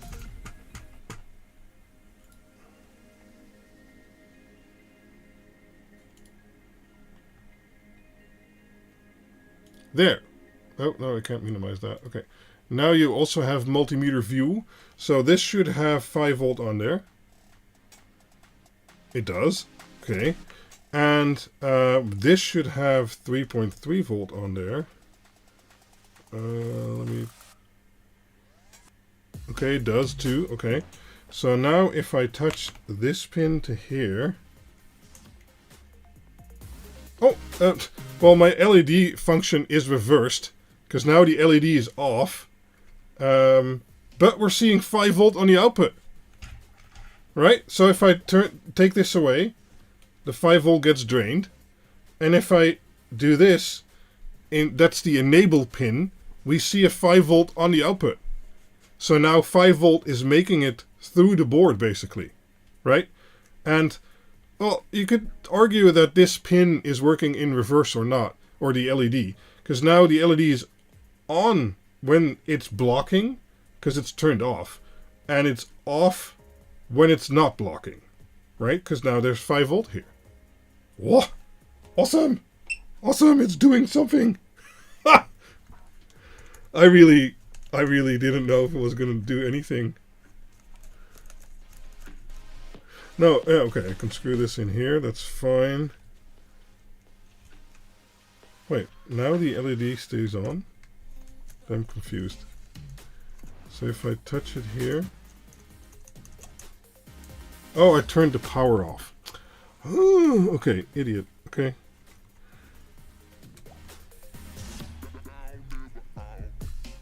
Yeah, it's connected to 3.3 volts, but we'll move this pin now to IO21. Okay. And then we'll take a last pin, this one. That's for the IMON, which is an ADC or an analog readout of the current that's going through there, in theory. And we'll connect that to IO25. That should be an ADC. And now we'll have to make a little ESP home program or whatever to actually, you know, use those functions. So let me do that real quick. No smoke till 3. Well, we're gonna, if we can get this working, we're gonna stress test it for sure. So hold on to that. Let's go to ESP home. Let's make a new device. Yeah, ESP home web. Okay. New device. And let's call this dig2go current. It's an ESP32.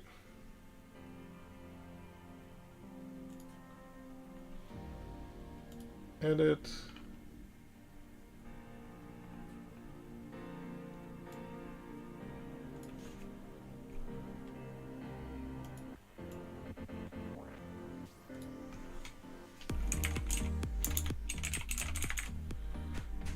I'm just going to do this off screen real quick.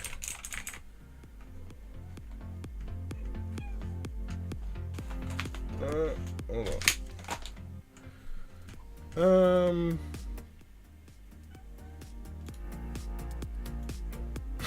One of the cats is coming to visit. Hey, kitty. Hi.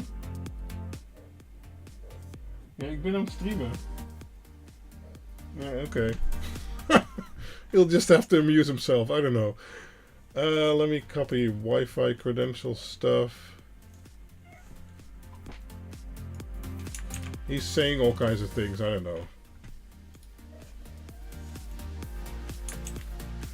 Okay. So, what do we need? Let me just steal it from some other config.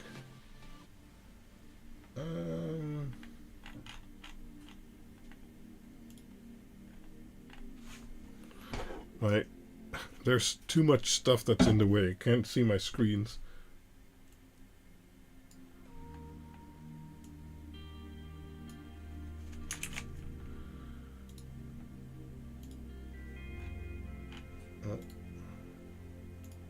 I guess I could share this screen, huh?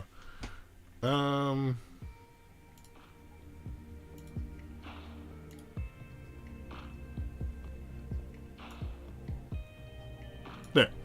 I'm just creating a little config here with some default stuff in it. And then we'll have to put the specific stuff in there. So I'm doing Home Assistant things and restart, and it should have the web server in there.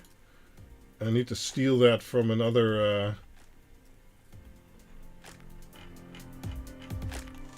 I'm very good at stealing configs, not building them. No, the web server isn't in here. Should be in here though. Yeah, web server.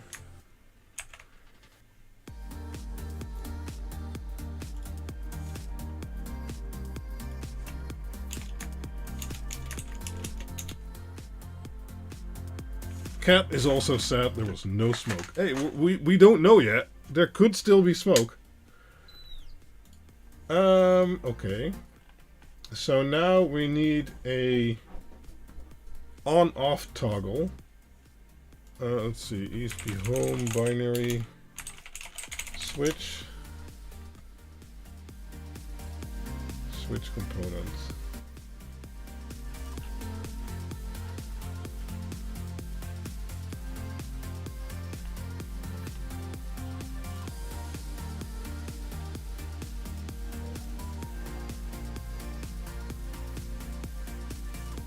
Oh, cool. A user mod for the LD2410, so it changes LED count distance up to 7 meters. And now all the WLED updates recompile again, not complain. Cool.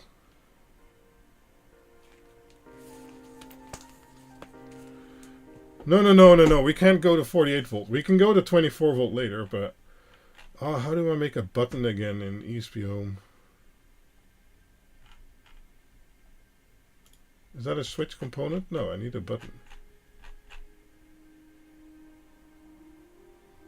GPIO switch. There. Okay. So let's make a switch.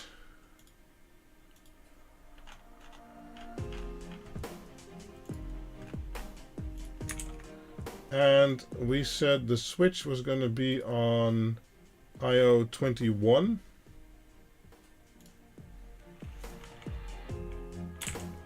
No, 240 volts is not the target.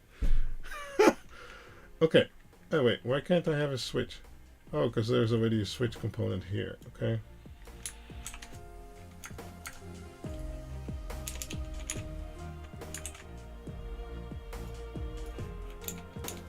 There. And we need a analog sensor.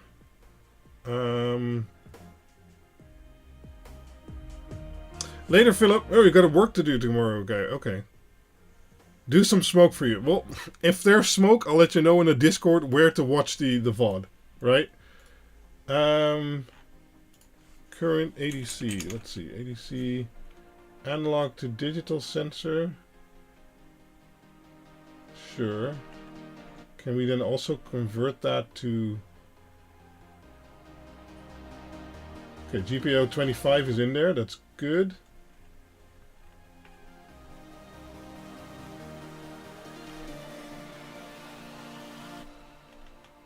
Well, let's put the ADC in there first.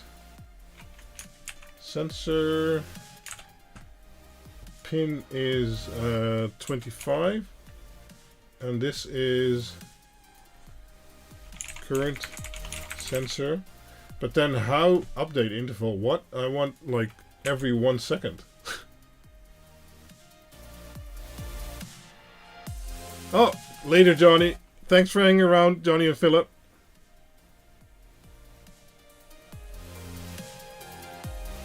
And let's see, ESP home ADC current sensor. Analog to digital sensor. Yeah, okay. But how then do I get current out of that?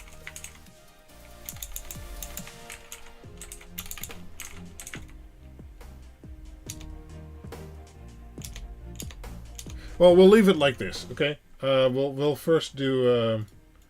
so let's make that a manual download. Modern format. Oh, okay. Invalid key. Oh, okay, sorry. I don't want an encryption key. Is that also an option? Yes. Save, install, manual, modern. ESP32 doesn't support ADC on this pin when Wi-Fi is configured, but it's on ADC2.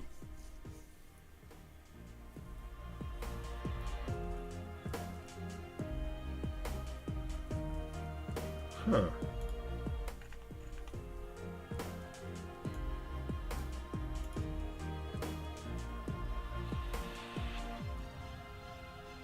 I thought it would on this pin.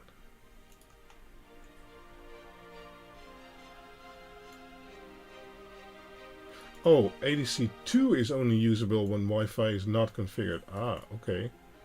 So we need 32 to 39. I don't think I have that broken out. Nope.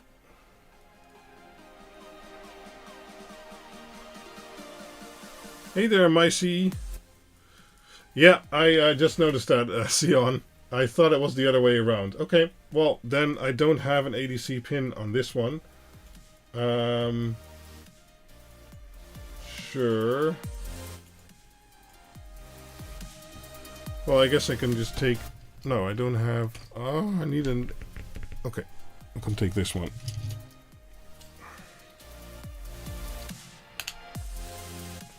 Okay, that's no problem. We're gonna rewire it.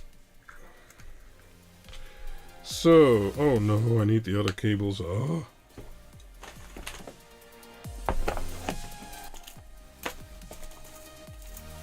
Because I'd like some ADC readout, that'd be cool.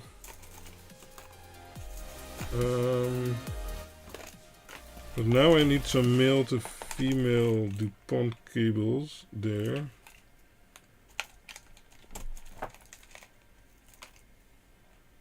Yes.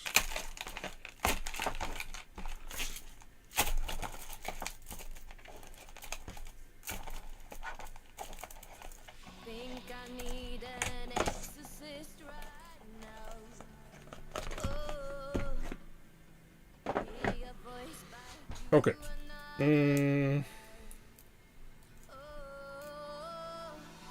Yeah. Okay. Let's do 5 volt first. So let's remove that. Let's make 5 volt this color.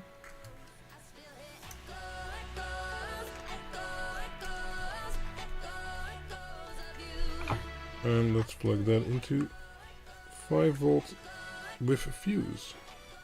There. Then we need some ground.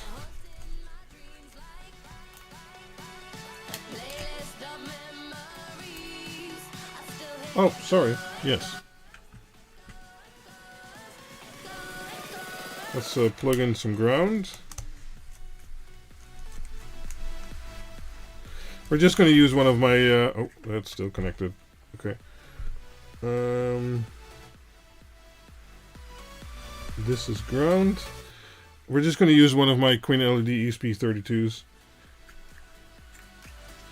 Because then I can access all the pins.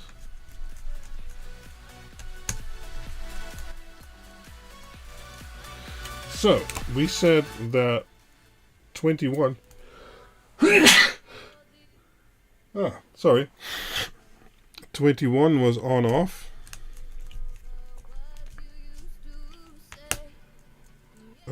21 is over there.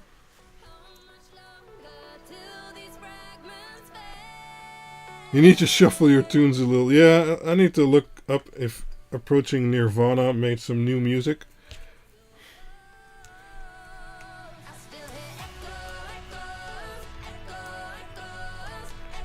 And now we need an ADC pin that's on ADC1. So let me look up that up in the documentation. 32 to 39. Okay. So let's pick 35 over here.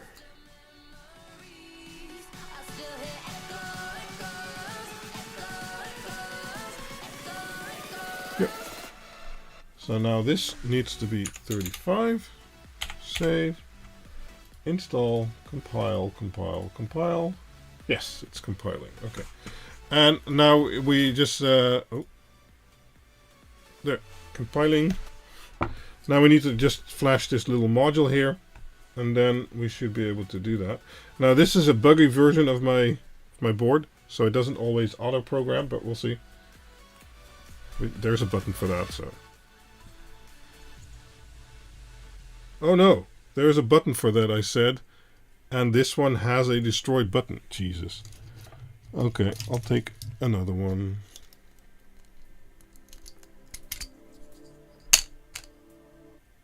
Yeah, oh, this is a fixed version anyway. Right, so 21.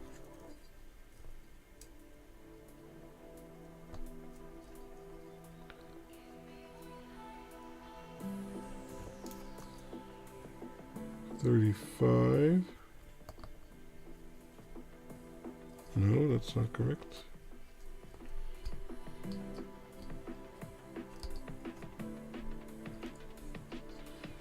Ground and 5-volt fused.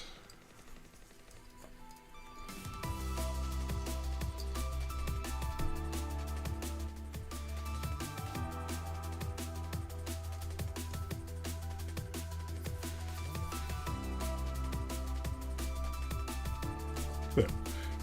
Don't need that one. This one is ready to flash. Okay, so we go to the web flasher. Let's connect it. Connect. Okay, COM5, that's fine. Install. Let me choose my file. Install.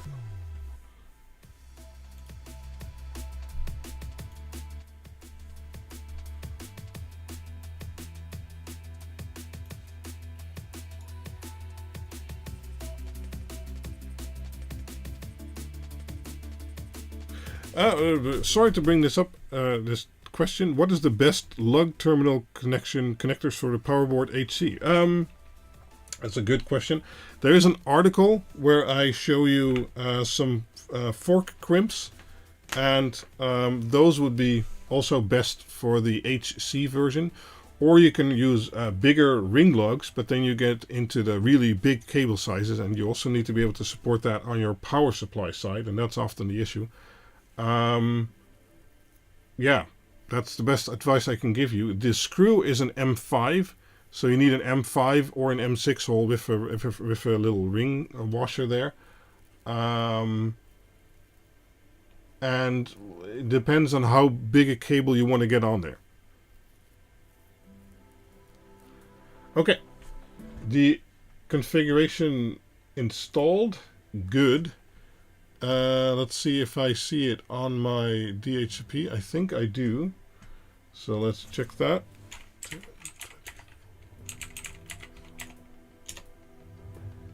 Yes, I do. Noise. Oh, it's still called living room dehumidifier because I just copied the example. And the current, it's currently reading 0.075 volts on the ADC. Okay, so in theory, I should now be able to turn this on. Nothing happens. Why not? Oh, wait, no, the power supply was still off. Power supply is now on. Yes. So now it detects that the voltage is there, and then the LED turns off. You can't see anything. There. Right, so this is now an on-off switch in theory. So now it's off, and the LED is on. And now it's on, and now the LED is off. Okay? And we can see that in the voltage coming through our tester.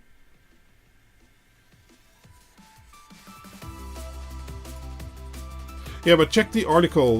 There is an article, what forks to use on Quinled and Meanwell power supplies. And that has a lot more information in there. Right, so, okay. Let's see. Let's give it 1 amp max. Okay. And here, on the tester, let's go to 0.5 amps. Go. Okay. Well, it doesn't seem like the ADC is registering anything, I think. Oh, wait. Oh, no, it does. It does. The voltage went down on the ADC. No, it went up. Right, it went up. So it was 0. You can't really see that, can you? Okay, that's big. It was 0.075 before, and now it's 0.2526. Cool, so our reading on the ADC changed. That's good. And if it's still drawing 0.5 amps, and 0.25 watts. And if we now turn off the switch, yeah, it turns off. It gets nothing. Awesome. Cool. Okay. Well, let's set the power supply to 7 amps. Okay, power supply is at 7 amps, and let's put this to 1. Okay. So okay, I can't really measure the ADC like this. That's okay. Yeah, we're seeing 0.5 volts now on the ADC. Okay, let's set it to 2. Okay, 10 watts. 3, 4, 5. Okay, we're drawing 21 watts. Oh, it might actually already be limiting. Wait. Let me see. Why are we only getting 4.3 volts? That's a bit low. Let's see here. If we do 4 amps, we're getting... Let's see how warm it is.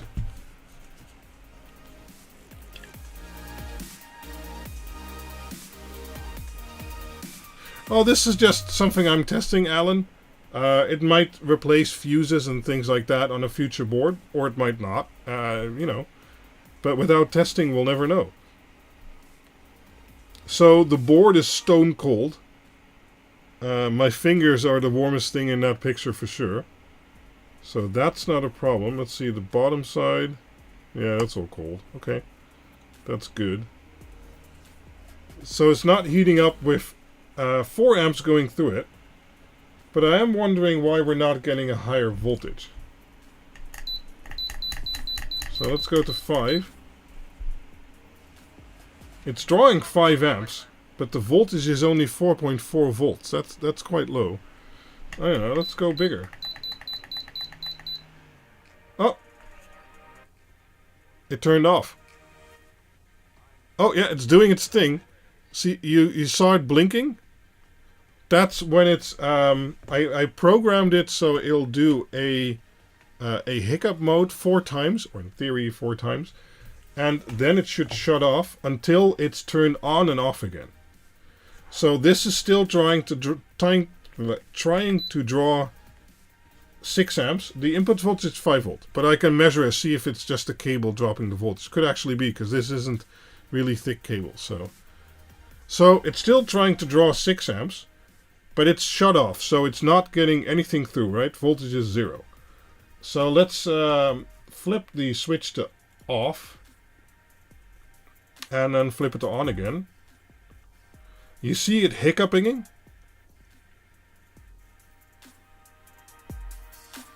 And now it turns off. That's actually programmable behavior, where you can say, okay, if there is an overcurrent situation, I have configured it to restart 4 times, and if that situation remains, it needs to stay off until it's turned off and on again.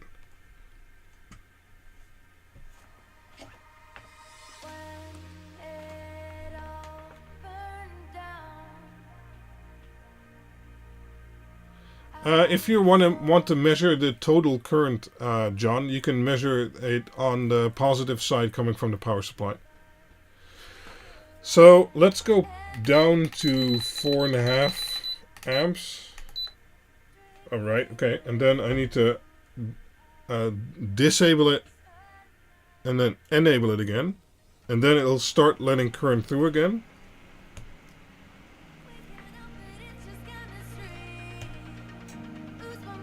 Ah, okay. The reason we're seeing 4.5 volts is because the input terminals are also only seeing 4.5 volts, because the wiring I have it's too thin to support that, basically, for the length I have on there, right? So let's I don't know, let's go to 12 volts while it's running. Well, it did it. So now we're drawing 50 watts. And we're still dropping a bit of voltage, but that's fine. Let's go to 5 amps.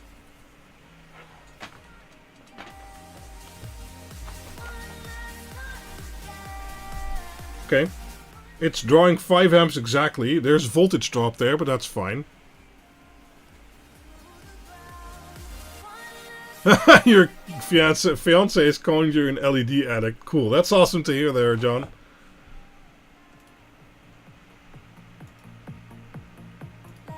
Where is it? Okay. Right, so now let's see if it's drawing 5 amps, which it's doing, if we can turn it off. And let's see if there's any heat being generated when we do that.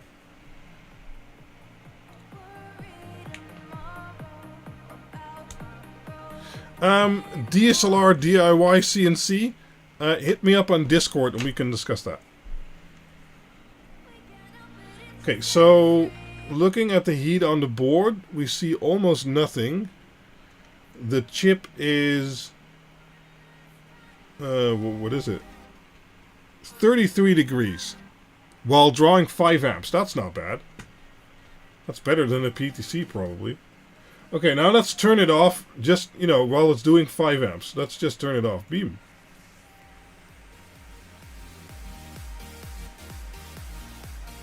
Okay. That was uneventful. Well, the LED came on. That's good. Okay, let's turn it on again. Ah, it just works. Okay, the chip heats up a little bit. 31 degrees. 30 degrees.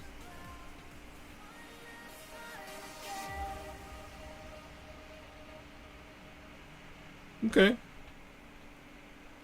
That is all just working. I didn't expect this thing to work. I don't know what I was expecting, but this is all working exactly as intended. Because we have the measuring of the current. We just need to translate it from voltage to amperage. Because now it's measuring 1.045. You probably can't see that. Right, so it's measuring 1.045. And if we lower the current to, let's say, 4 amps... I'm not sure the logging is still connected. Let me check. There.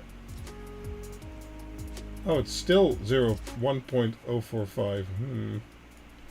If we go to 2.5 amps. Okay, seems the ADC isn't cooperating anymore. Let's go lower.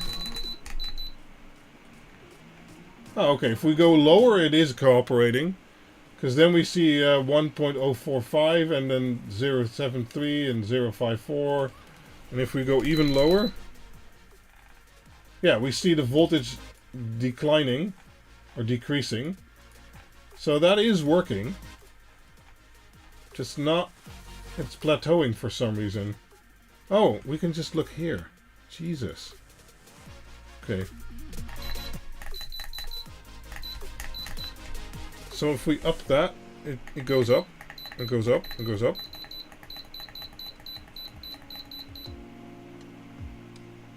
Thanks there, DSLR DIY CNC. For some reason it has a plateau voltage of 1 volt. It should have a plateau voltage of 3.3 volt. I might have done something wrong there. Well, what this chip does is it's configured to let around 5 to 6 amps through. So currently we're drawing, let's set this to 10 amp for instance. It's drawing 5 amps using the tester, and that's all working fine. So let's raise it to 5.5. That's fine. It's getting 5.5. That's 5.8. Okay, it's still fine. 5.9. And then the chip says, nope, you're not getting 5.9. John Verhoen, thank you very much for the 99 cents. That's awesome. Thank you very much. Yeah, it should be configured to 3.3 volts there, cable tie. But I might have done something wrong there in my resistor divider. Of course, it's just resistors I can fix or, you know, experiment with. But yeah. So now it's drawing 6 amps, or it's trying to draw 6 amps. But then it says, nope, not doing it. And the light came on, so the output's turned off. if I now switch off the on-off pin and then switch it on again, we see it quickly getting 6 amps and then instantly turning off again. And it does that 4 times, or about 4 times, and then it stays off again because it's like, nope, nope, not going to do it. But if we put it on 5.5 and switch it off and switch it on again, oh, looks like the instant current draws too much. No, okay, it made it. It did it. It did it. Okay. And now it's getting 5.5 amps. So this is basically well, it's called an E-fuse. It's an electronic fuse. And it's doing exactly what it should do. Because if I turn this off and I say, okay, give me 8 amps, like there's a short on the output. Well, the LED is currently showing output is off. So if the LED is on, the output is off. That's kind of in reverse, maybe. Depends on how you want to see it. If it's a blown fuse indicator, well, what? More donations from John Verhoen. Appreciate the work you do, our LED mentor. Thanks there, John. So now we're trying to draw 8 amps, and the output is on, because the LED is off. Let's try it. And nope. Nope. Nope. Nope. And then it stays off. Or, well, the LED stays on. So it basically works as a configurable fuse, right? And we can measure the current, and we can use it as a relay, because we have an on-off pin.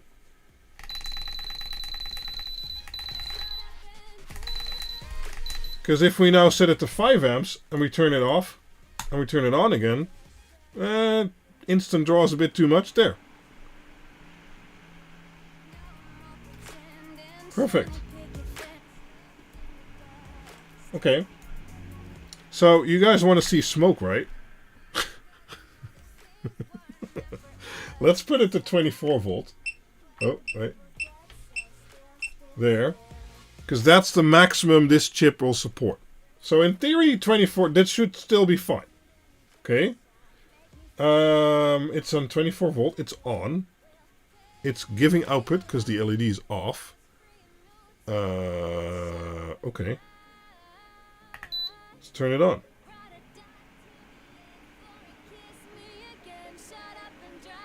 Okay.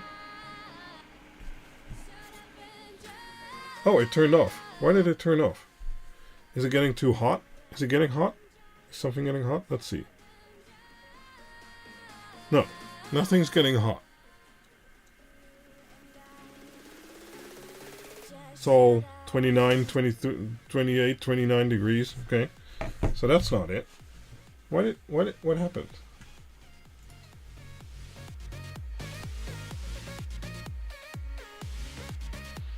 It's not allowing me to turn it on again. Let's lower this to 2 amps. Let's turn it off real quick. Okay, off. On. Nope.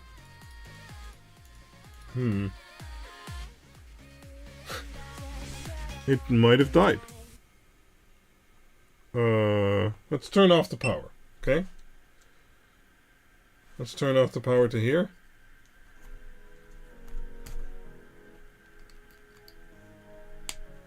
There. That one's on. Let's turn on this power.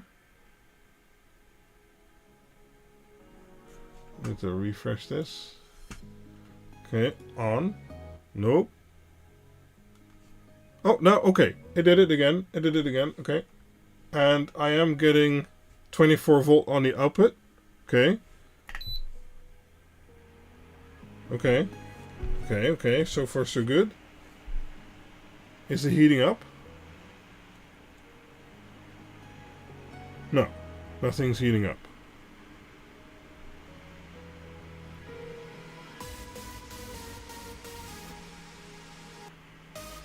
Nothing is heating up at all.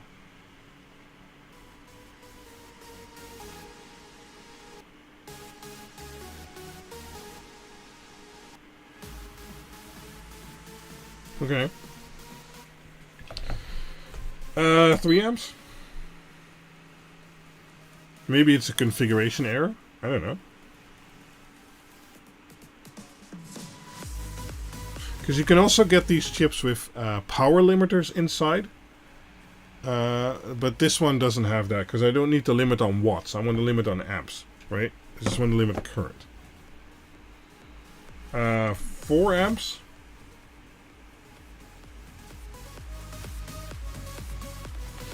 What is the voltage drop across?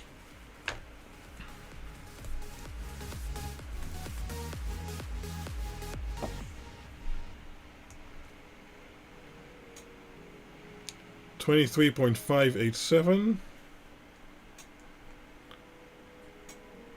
23.552. That's not too bad. So we should be able to do this. Yeah, we're dropping 26 millivolts on the board through the switch. That's not too bad. Yeah, well, that shouldn't get hot either. So that's good. No, this is an eFuse from TI. The let me look that up for you. Okay, this is a TPS 2598070 or the 2 variant. It could be the 2 variant.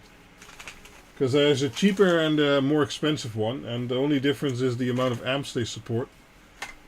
I don't know where the other bag is.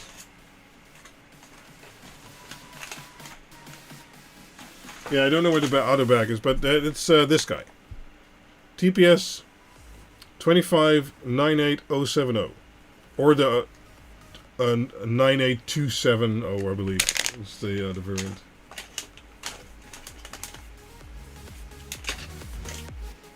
Yeah, I don't know where the other bag went. Sorry.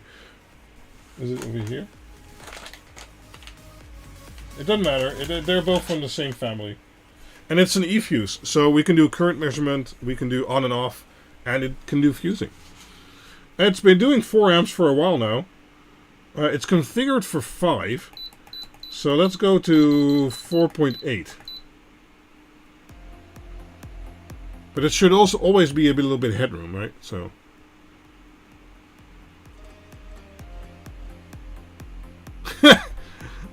that's okay, Cyril. Have a good night.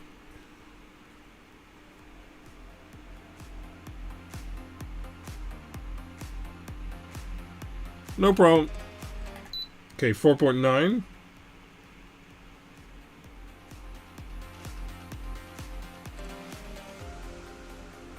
Yes, the amount of amps is set by resistors and capacitors that are linked to the chip.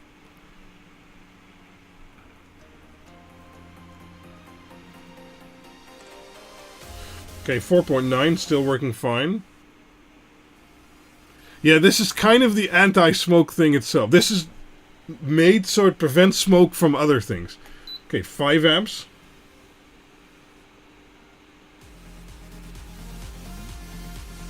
Its whole purpose is to prevent smoke. Yeah, for some reason 5 amps is now fine.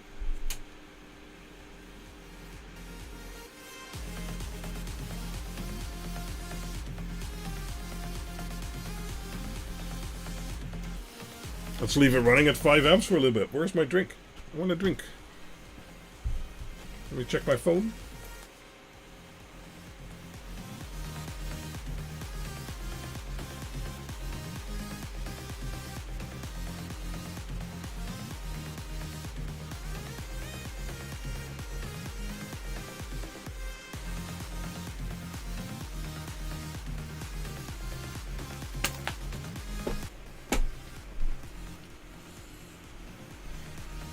Seems to be fine.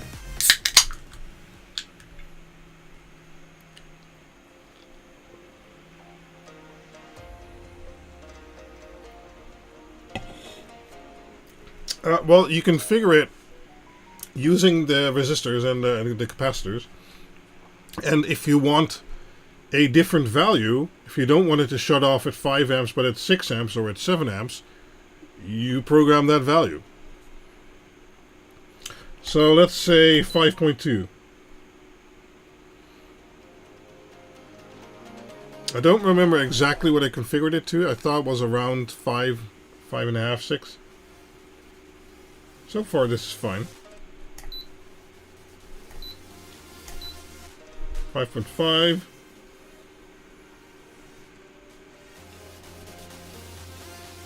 Yeah, I need to look at the voltage divider for the ADC, because that's definitely not working.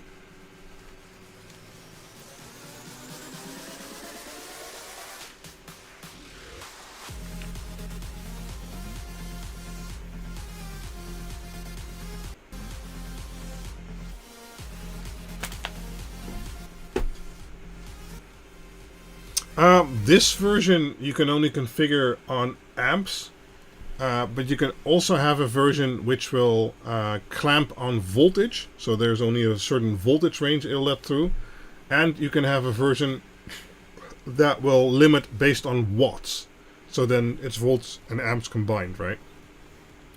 But I don't want it to limit on voltage because I want to support 5 volt to 24 volt, so I don't want the voltage limiting feature. And I don't care about the watts, because, 5 amps at 5 volt is very different than 5 amps at 24 volt. So I want to measure amps, and I want to stop too many amps as a fuse, right? So we're now at 5.5. Let's go to 5.8. I think my trigger is set at 6.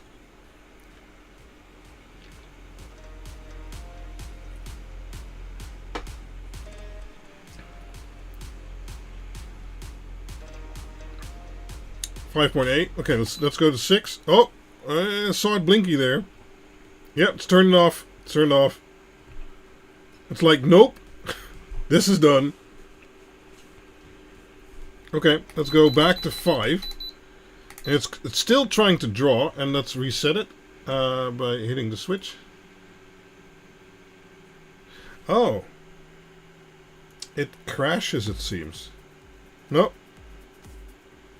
My LED just isn't working anymore, because it is trying to draw the current, but it's not getting it. Let's go to 1 amp.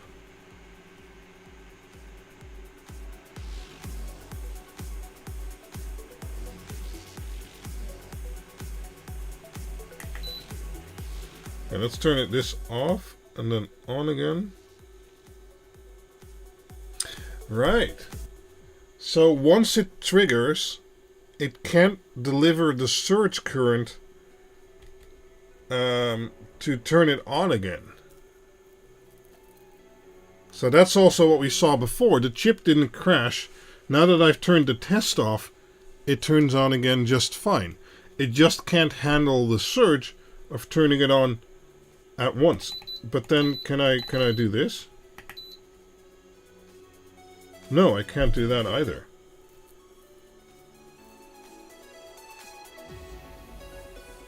So, okay, let's turn that off. Let's flip this. Okay, managed to do it. Let's go to 1 amp. And that's fine. Okay. Let's go to 2 amp.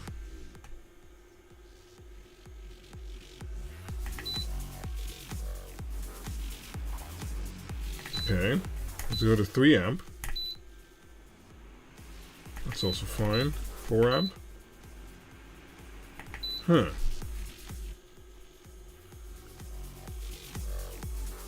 That's a potential problem. 4 amp. Yeah, that's fine. 5 amp.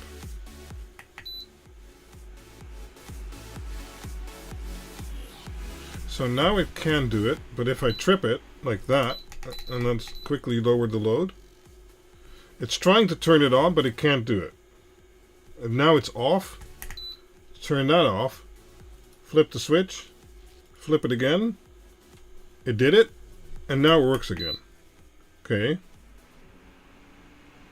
So a high surge is a problem. In a previous stream you mentioned you went to Burning Man Festival in a deck to go. Maybe that's good for portable festival totems.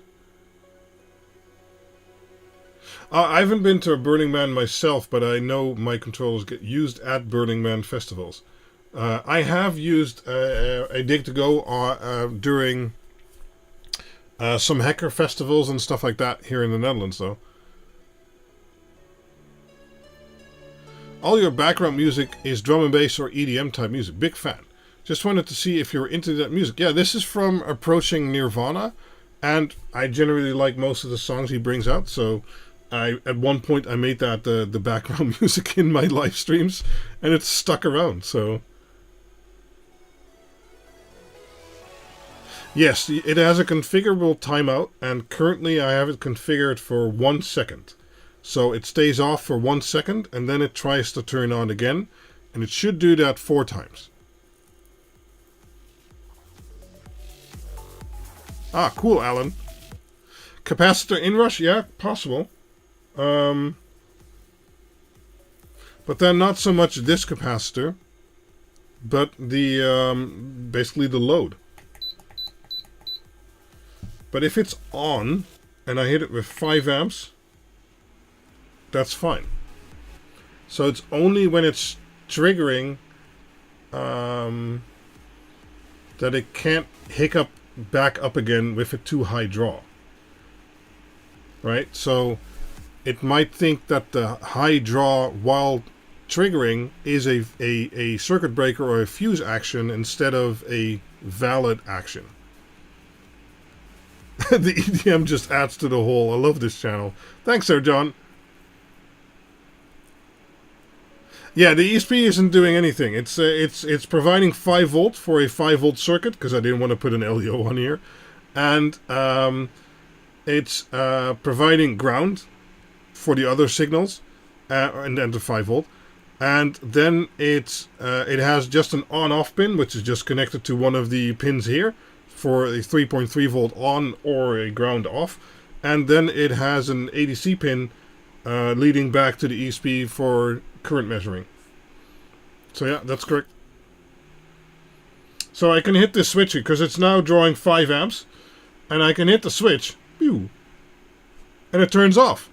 Now the load isn't getting 5 amps anymore, it's barely getting anything. And in theory, you can turn it on, but that doesn't work because it can't deliver the rush current. Right? So now it's off, and I can't get it on again while my 5 amp load is here. If I lower that to 1 amp, let's see.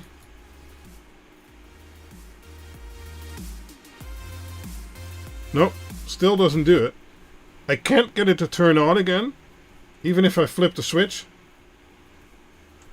Off.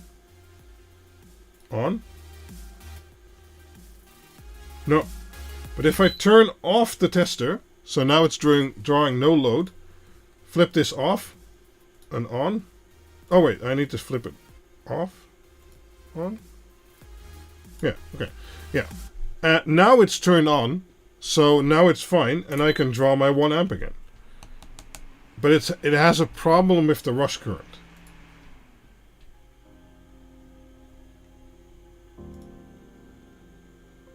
Yeah, can't do it.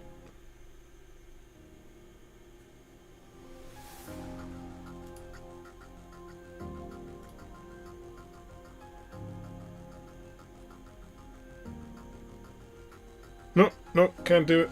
Okay.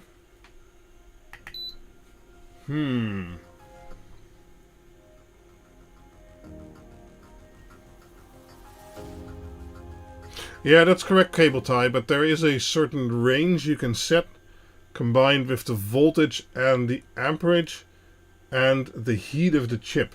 So you need to configure that in a way that it doesn't overheat the chip while charging up, basically. I don't remember what I set it to, but there is an Excel sheet you can find in the data sheet, and there you can fill in all kinds of values, and then it'll calculate a temperature graph to what the chip will heat up to. I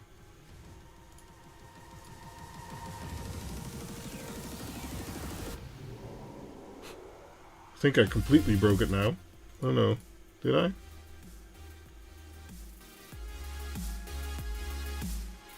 Yeah, no, I get it. And I mean, this is just playing around with it to see if it's a viable option for... let's reboot my ESP here.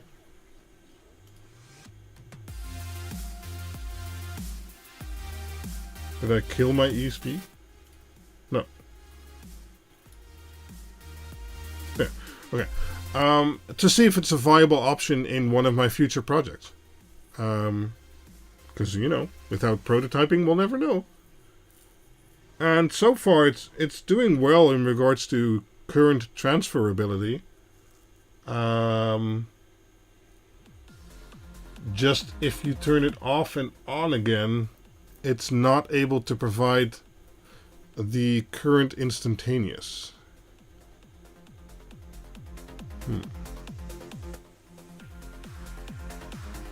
Well, that's a result. This is already doing more than I... well, no, it's doing what I hoped it would, but, you know.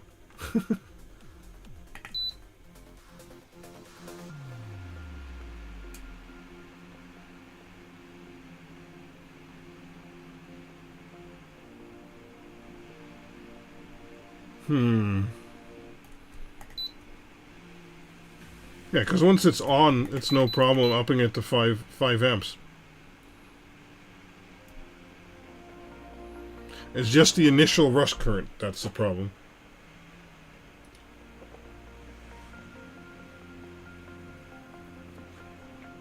Because that seems to trigger the protection mechanism.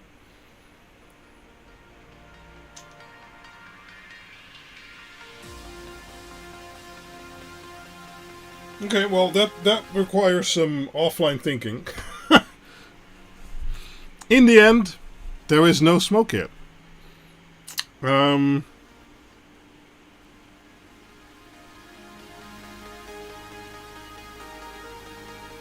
big boys in the LED driver business feature. Yeah, well, that's, you know, I am in the LED business, so this, of course, would then be integrated into one of my future designs.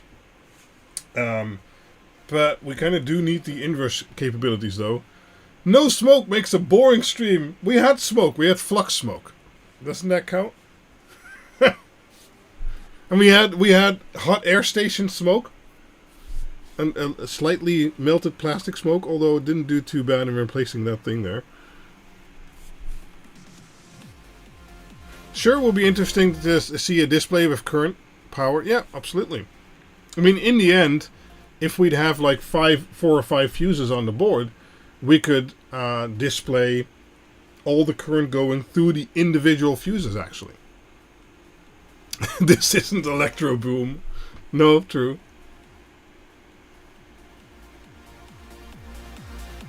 No. The ESP didn't... I don't know why it didn't respond there, but it's not really locking up. That's not really a problem. How much difference does using flux make when soldering? You can't solder without flux. But your solder wire or paste like we use, etc., will have flux in there. So generally, the flux in there, if you have good solder wire and good paste, will be enough to solder whatever you're doing. But especially when reworking and changing things with old solder on there where the flux is already gone, etc., etc., you often want to add extra flux, and especially if you have bridging pins or stuff like that, you want to add extra flux. But there's always flux there, because otherwise you can't solder at all.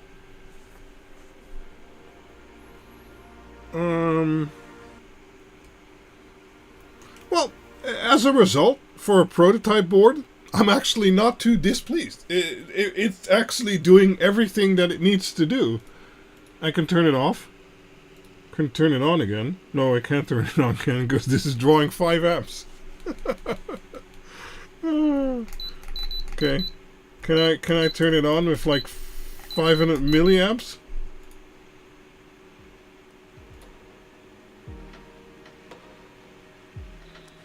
Nope. Nope, can't do it. Huh.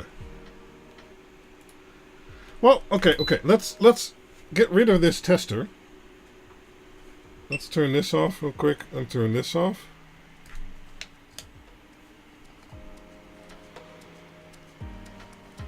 Why are you still blowing? You're turned off. And let's connect a different load.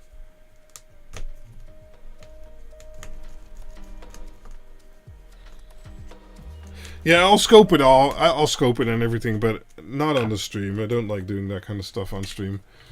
So let's get rid of this guy. Let's put it right here. Right. Jesus. Of course, I just abused the ESP that was on my other board that I could test with. Okay, where's the other one? This one? Is there a WLED? No, this doesn't have an antenna. I had another one. No, that didn't have a button. Let me scrounge for an ESP. Hold on.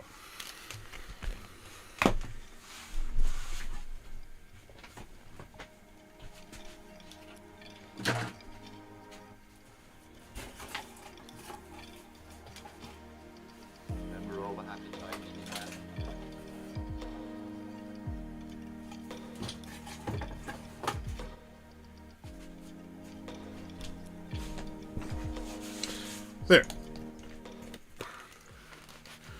I have one with Ethernet. That's fine. Okay. Let's program that with WLED real quick. Let's go to my own website. Install.Quinled.info. Let's go to my TIC quad. Yep. We have one with Ethernet, ABE, connect. I don't know if this is a bugged one or not, but we'll see if it's erasing. Yep, this is fine. And now we need some, let's see.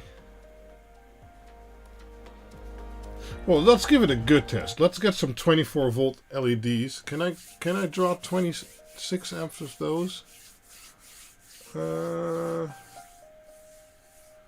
That's a good question, actually. No, I don't think so. I need multiple strips. I need more strips. Hold on.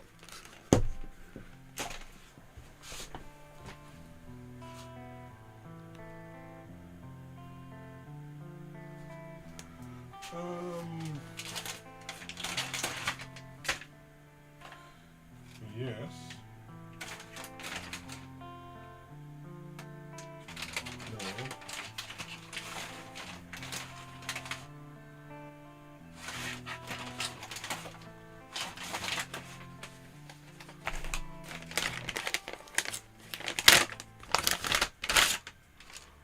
Okay, that's a good one.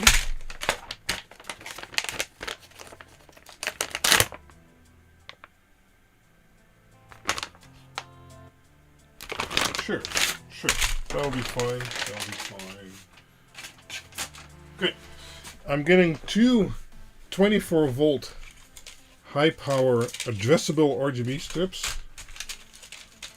Because together I should be able to overload it on two different outputs. Oh, it's done installing. Okay. Do I have some Ethernet here somewhere? Let me check. In theory, I do.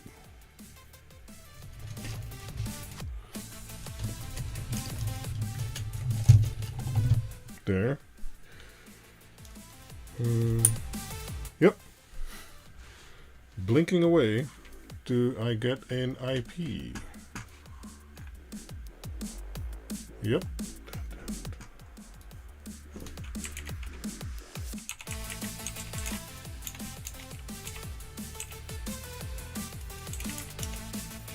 Okay, so we have WLED installed on there.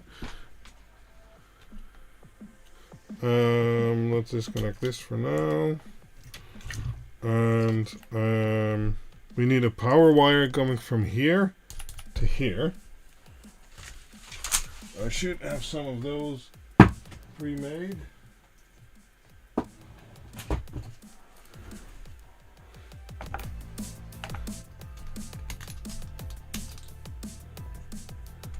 Where's my bigger screwdriver?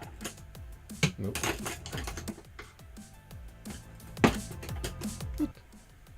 Okay.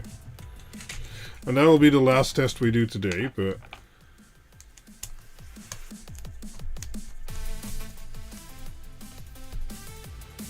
okay.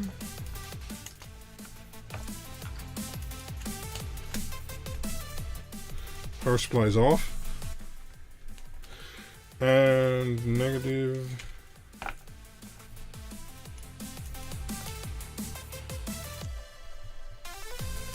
Of course, this makes no sense because now the output wire is like a larger diameter than the input wire, but we're going to get massive voltage drop, but it doesn't matter for this test.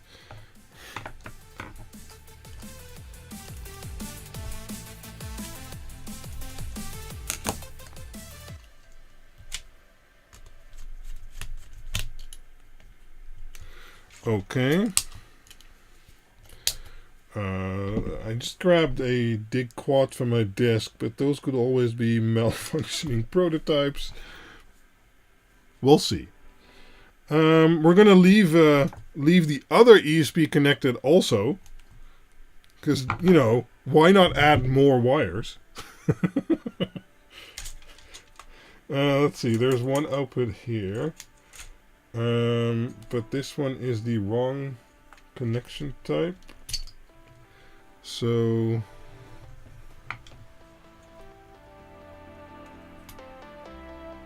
well, we can leave that one for power injection and get this guy out of here.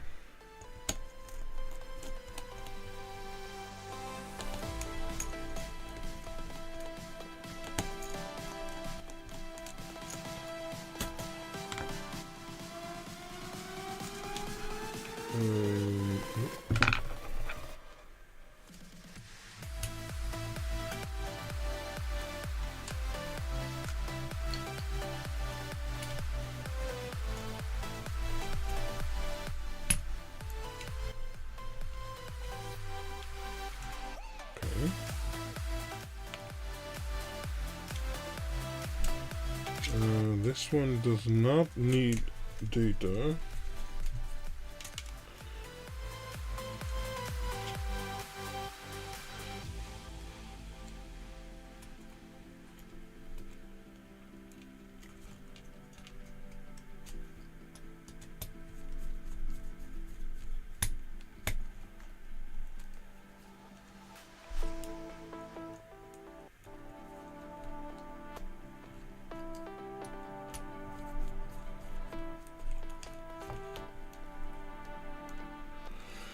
Okay. Plug that one back in. So then we can connect this guy to this input. And we can connect the other side here to this one to have some power injection. And I'll try and show you both rolls. Somewhat like...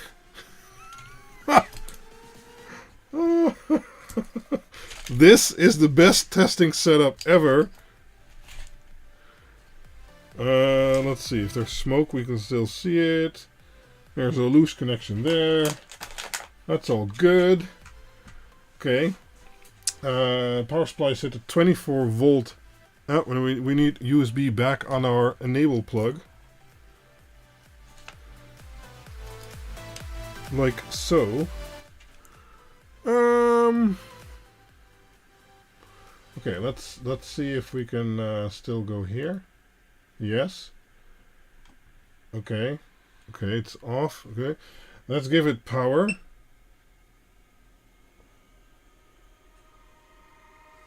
Oh, right. I was like, nothing happened. But the fuse is off. Right? So let's turn the fuse on.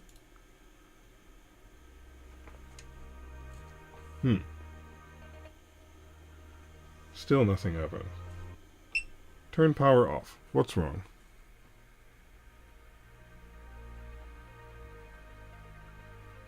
I don't think anything's wrong.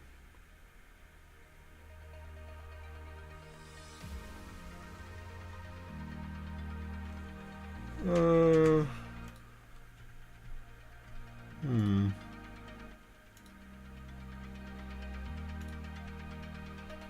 we need to make it so that this LED is off, otherwise the dequad's never going to see current. That's not working. Okay. Why not? Is it trying to output but then closing immediately again? So let's put our multimeter on here. And let's flip the switch.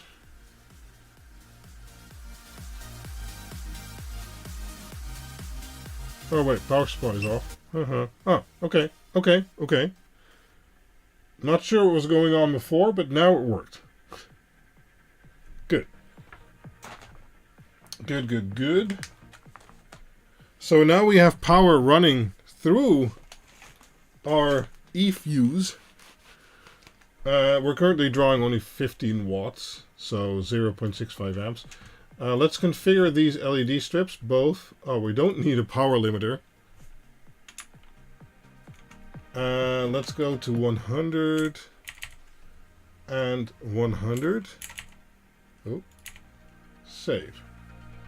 Okay. That's already a lot brighter. And we're currently drawing 1.94 amps. Our color order is wrong because this should be red. You can configure that real quick. I think it's RGB. Save. Okay, wow. That's certainly red. Let's see. Blue. Green. Okay. Let's go for broke. Let's go full power. That is 3.11 amps. Okay. Let's go for a dual color. That is 5.35 amps. Okay. So far so good. Let's go for white. Oh. And it turns off. 0 amps. And it's not able to turn on again. But now let's set it back to red. No, wait. Can we still access... No, we can't access this controller because the controller's down. Oh, connection to light failed. Right. So we need to reset it. Off. On. No. It's not turning it off. It's not turning it on. Off. On.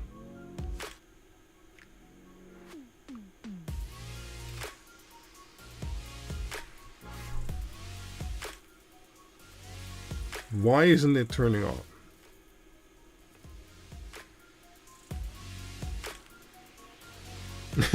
Nice, Jesse. Well, yeah, that's exactly the thing. This is supposed to replace that fuse and do the same, basically. But, yeah. So let's check if we have 3. This should have 5 volts. Or 4.6, I guess. Okay. And this then should have 3.3. It does, because... So it's getting an on signal, because if we turn this off, we're getting 0 volts. Turn it on. Oh, we're getting 3.3 volts. So it's getting the turn on signal. Well, disconnect the load. No, I don't want to disconnect the load. Because then this whole solution wouldn't make sense. Because then it's not usable for me.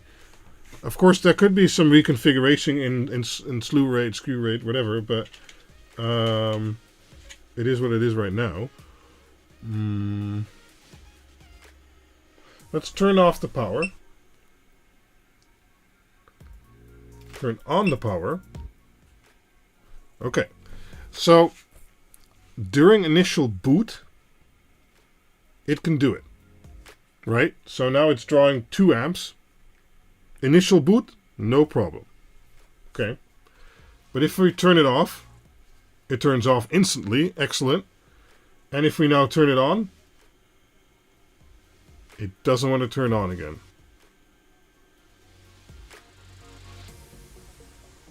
No, it doesn't do it. Right? So once it's triggered, or we turn it off and on again, we can't get it to turn on with any load on there. But if we turn it off, so now the power supply is off and on again, it says power OK and output is enabled. Okay, interesting. Let's give it a hard time. Where is lightning? Okay, let's do lightning at full power in white. Let's effect speed and intensity. There. If you have epilepsy, don't watch.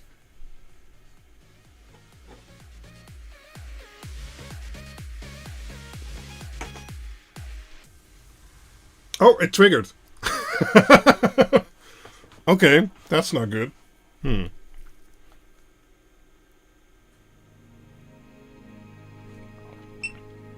That's actually... I was actually hoping it wouldn't do that. Okay, let's go lightning again. So far, so good.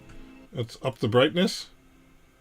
Because the lightning effect is instant current, right? So, because it just lights up the whole strip in... Oh, not the whole strip, unless I do this. In idiotic amounts of current draw.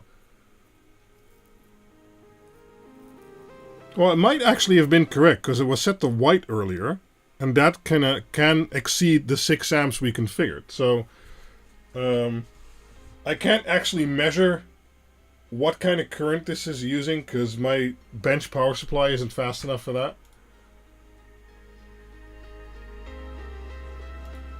So let's set it to a dual color.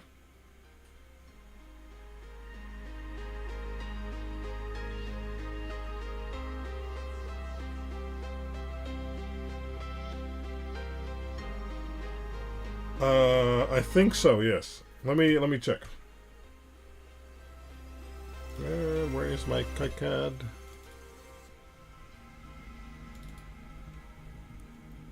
Oh, it's already open? Okay. No, it's not. iTimer currently has a 4.3 NF capacitor. And did I actually use a 4.3? That's also the question. I think so.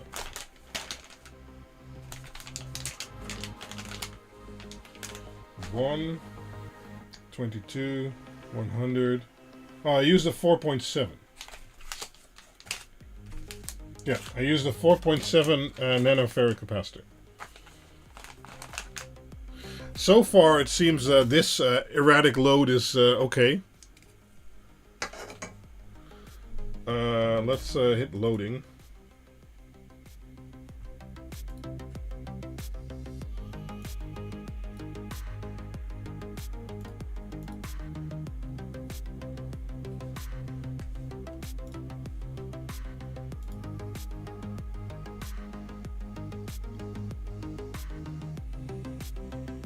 Oh, that slows down the cutoff response. Yeah, but maybe... Well, the cutoff response is okay. We just can't get it to turn on again.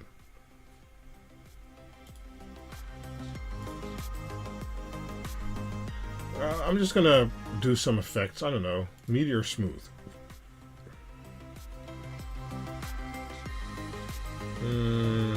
Noise 3?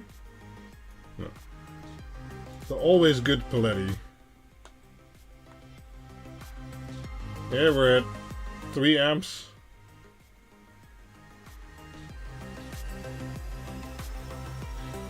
Is it possible to control a 5-pin RGBW strip with a DIG quad? If we're talking we're likely talking about an analog strip, and you can't control those with a DIG quad because it's meant for digital LED strips, so there has to be a chip on there like a WS2811 or a WS2814 or SK6812 or something like that. You need an analog controller that does PWM dimming, or you need another strip.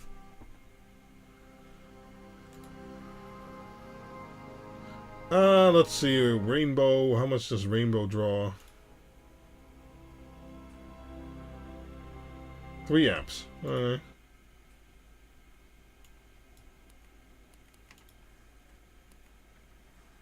Yeah, full white will do it, but let's go railway. And let's set one color to white. And we're still at 3 amps. Okay. Saw? No. Oh, here we go. 4.16 amps. Should be able to increase the width. Oh, no, that doesn't actually do anything. Okay. Scan dual. No, that's not going to do. Oh, 5.3? Oh, that's actually pretty good. Effect speed. Let's go. Well, it's going in reverse, so...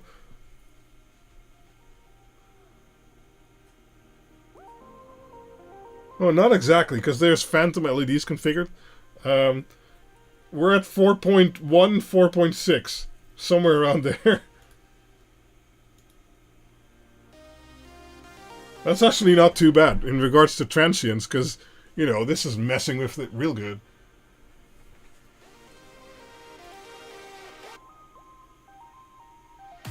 Yo, this is real good. Okay, now we're at 3.2, and now we're at 5.2. Yeah, 3 amps, 5.4. Let's go a little bit faster. 5, 3, 5, 3. Okay, let's get out the thermal camera and see what that does with the chip.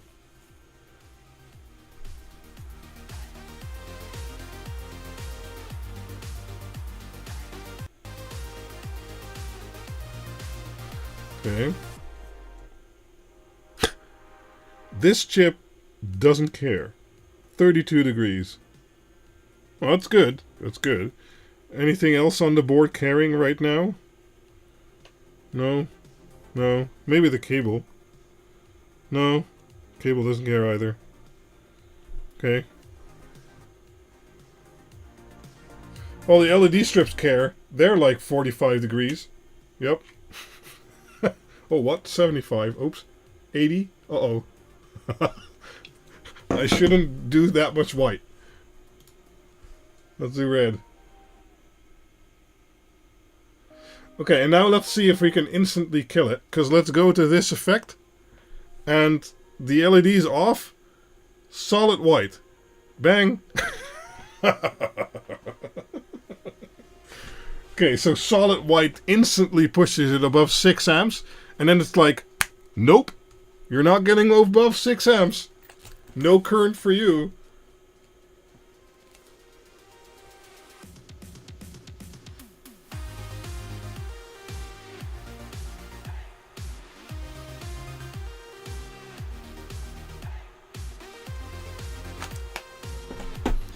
So, that works really well. And the transients don't trigger it, because that was some wild transients there. I can easily do that with 5 volts, but...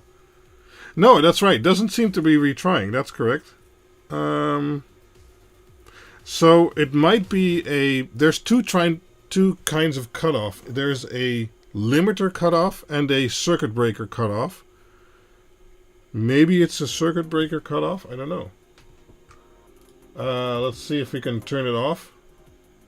Turn it on again. Nope. Nope. Nope. Nope. It's like just nope.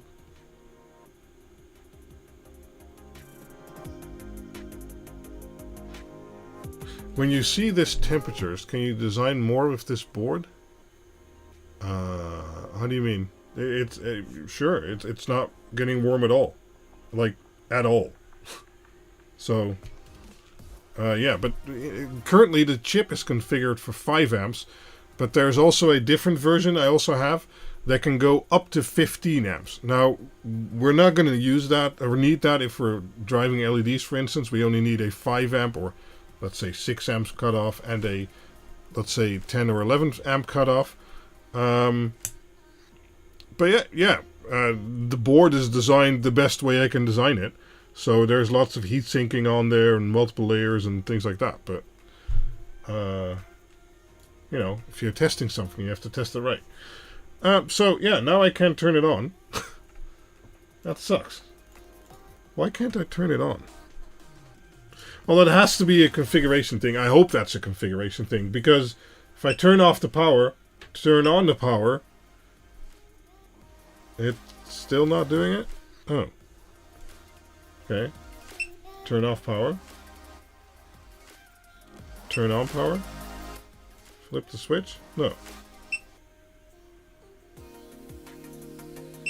Oh, okay, now it does it.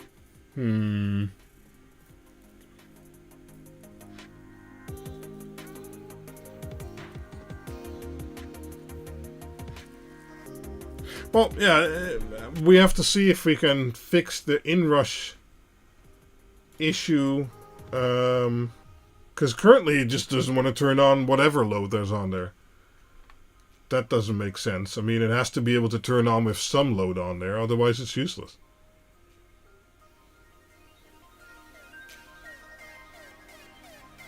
I mean, if I can't turn it on and off, I use it as an on-off switch, basically, I can just use a PTC. I don't need this chip for that.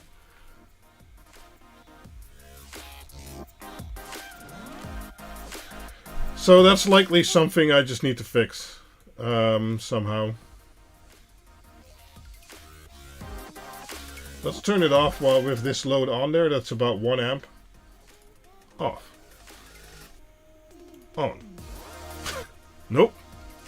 Nope. No on for you.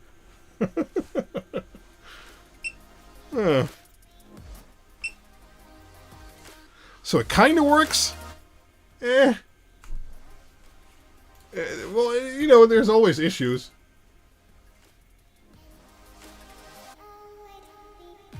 Yeah, that's how it's behaving, Kyrin 451.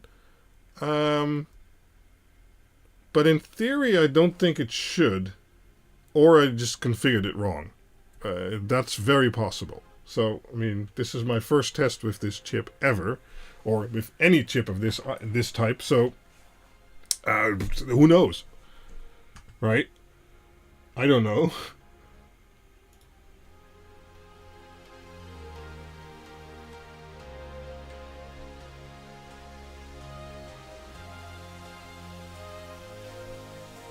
But, you know, for that to be the only thing that's not working, I'm not too sour about that. That's fine.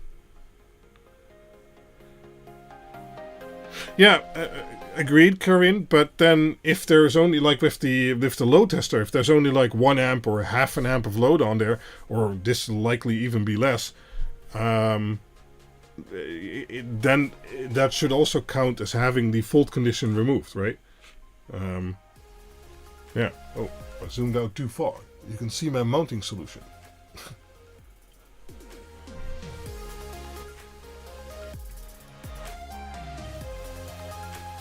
But what I am happy about seeing is that if we stay below the 6 amps, even with 24 volts on there, which is the highest voltage it says it can do, even with a lot of transients, it doesn't turn off.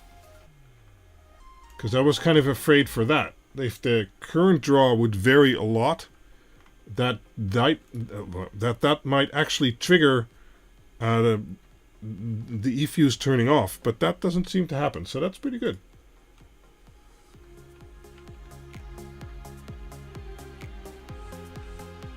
Let's try another effect. I don't know, lighthouse?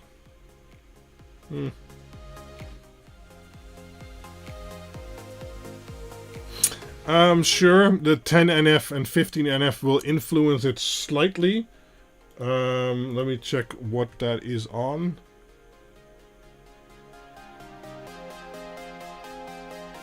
Oh, that's actually on the 80... No, that's not on the ADC. That is on... Oh, that's on the retry circuit. So that is on the number of retries. So it'll either do 3 or 5 retries now, instead of the 4 I ideally wanted.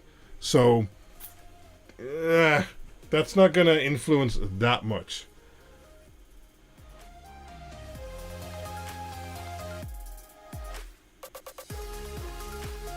So the only thing I don't have configured is DVDT.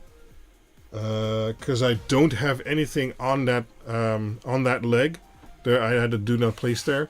But in theory, it should do the maximum possible then if it doesn't detect anything. No, it's a good thought there, Aussie Rober. I'm glad you're following along. So, yeah.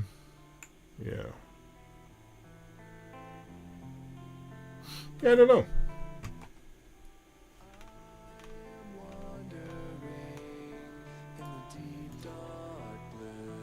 Oh, Fireworks 1D is a cool one.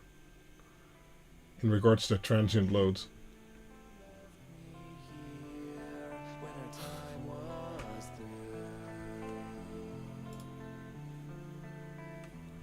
Starburst? Oh wait, I want white? Oh! I want white! Click! Dew! Dead. And it died. Okay. Turn off. Turn on. No problem. Let's go to Fireworks again. In white. Oh. What? Why is it turning all white? Oh, I had the background color selected. Oops. Okay, let's not do that. Okay, now it's exploding in white.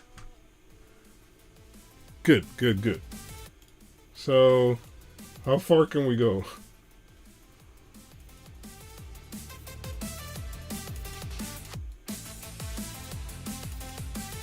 Can we go full power? Yeah, so that's going between 0.2 amps and 4.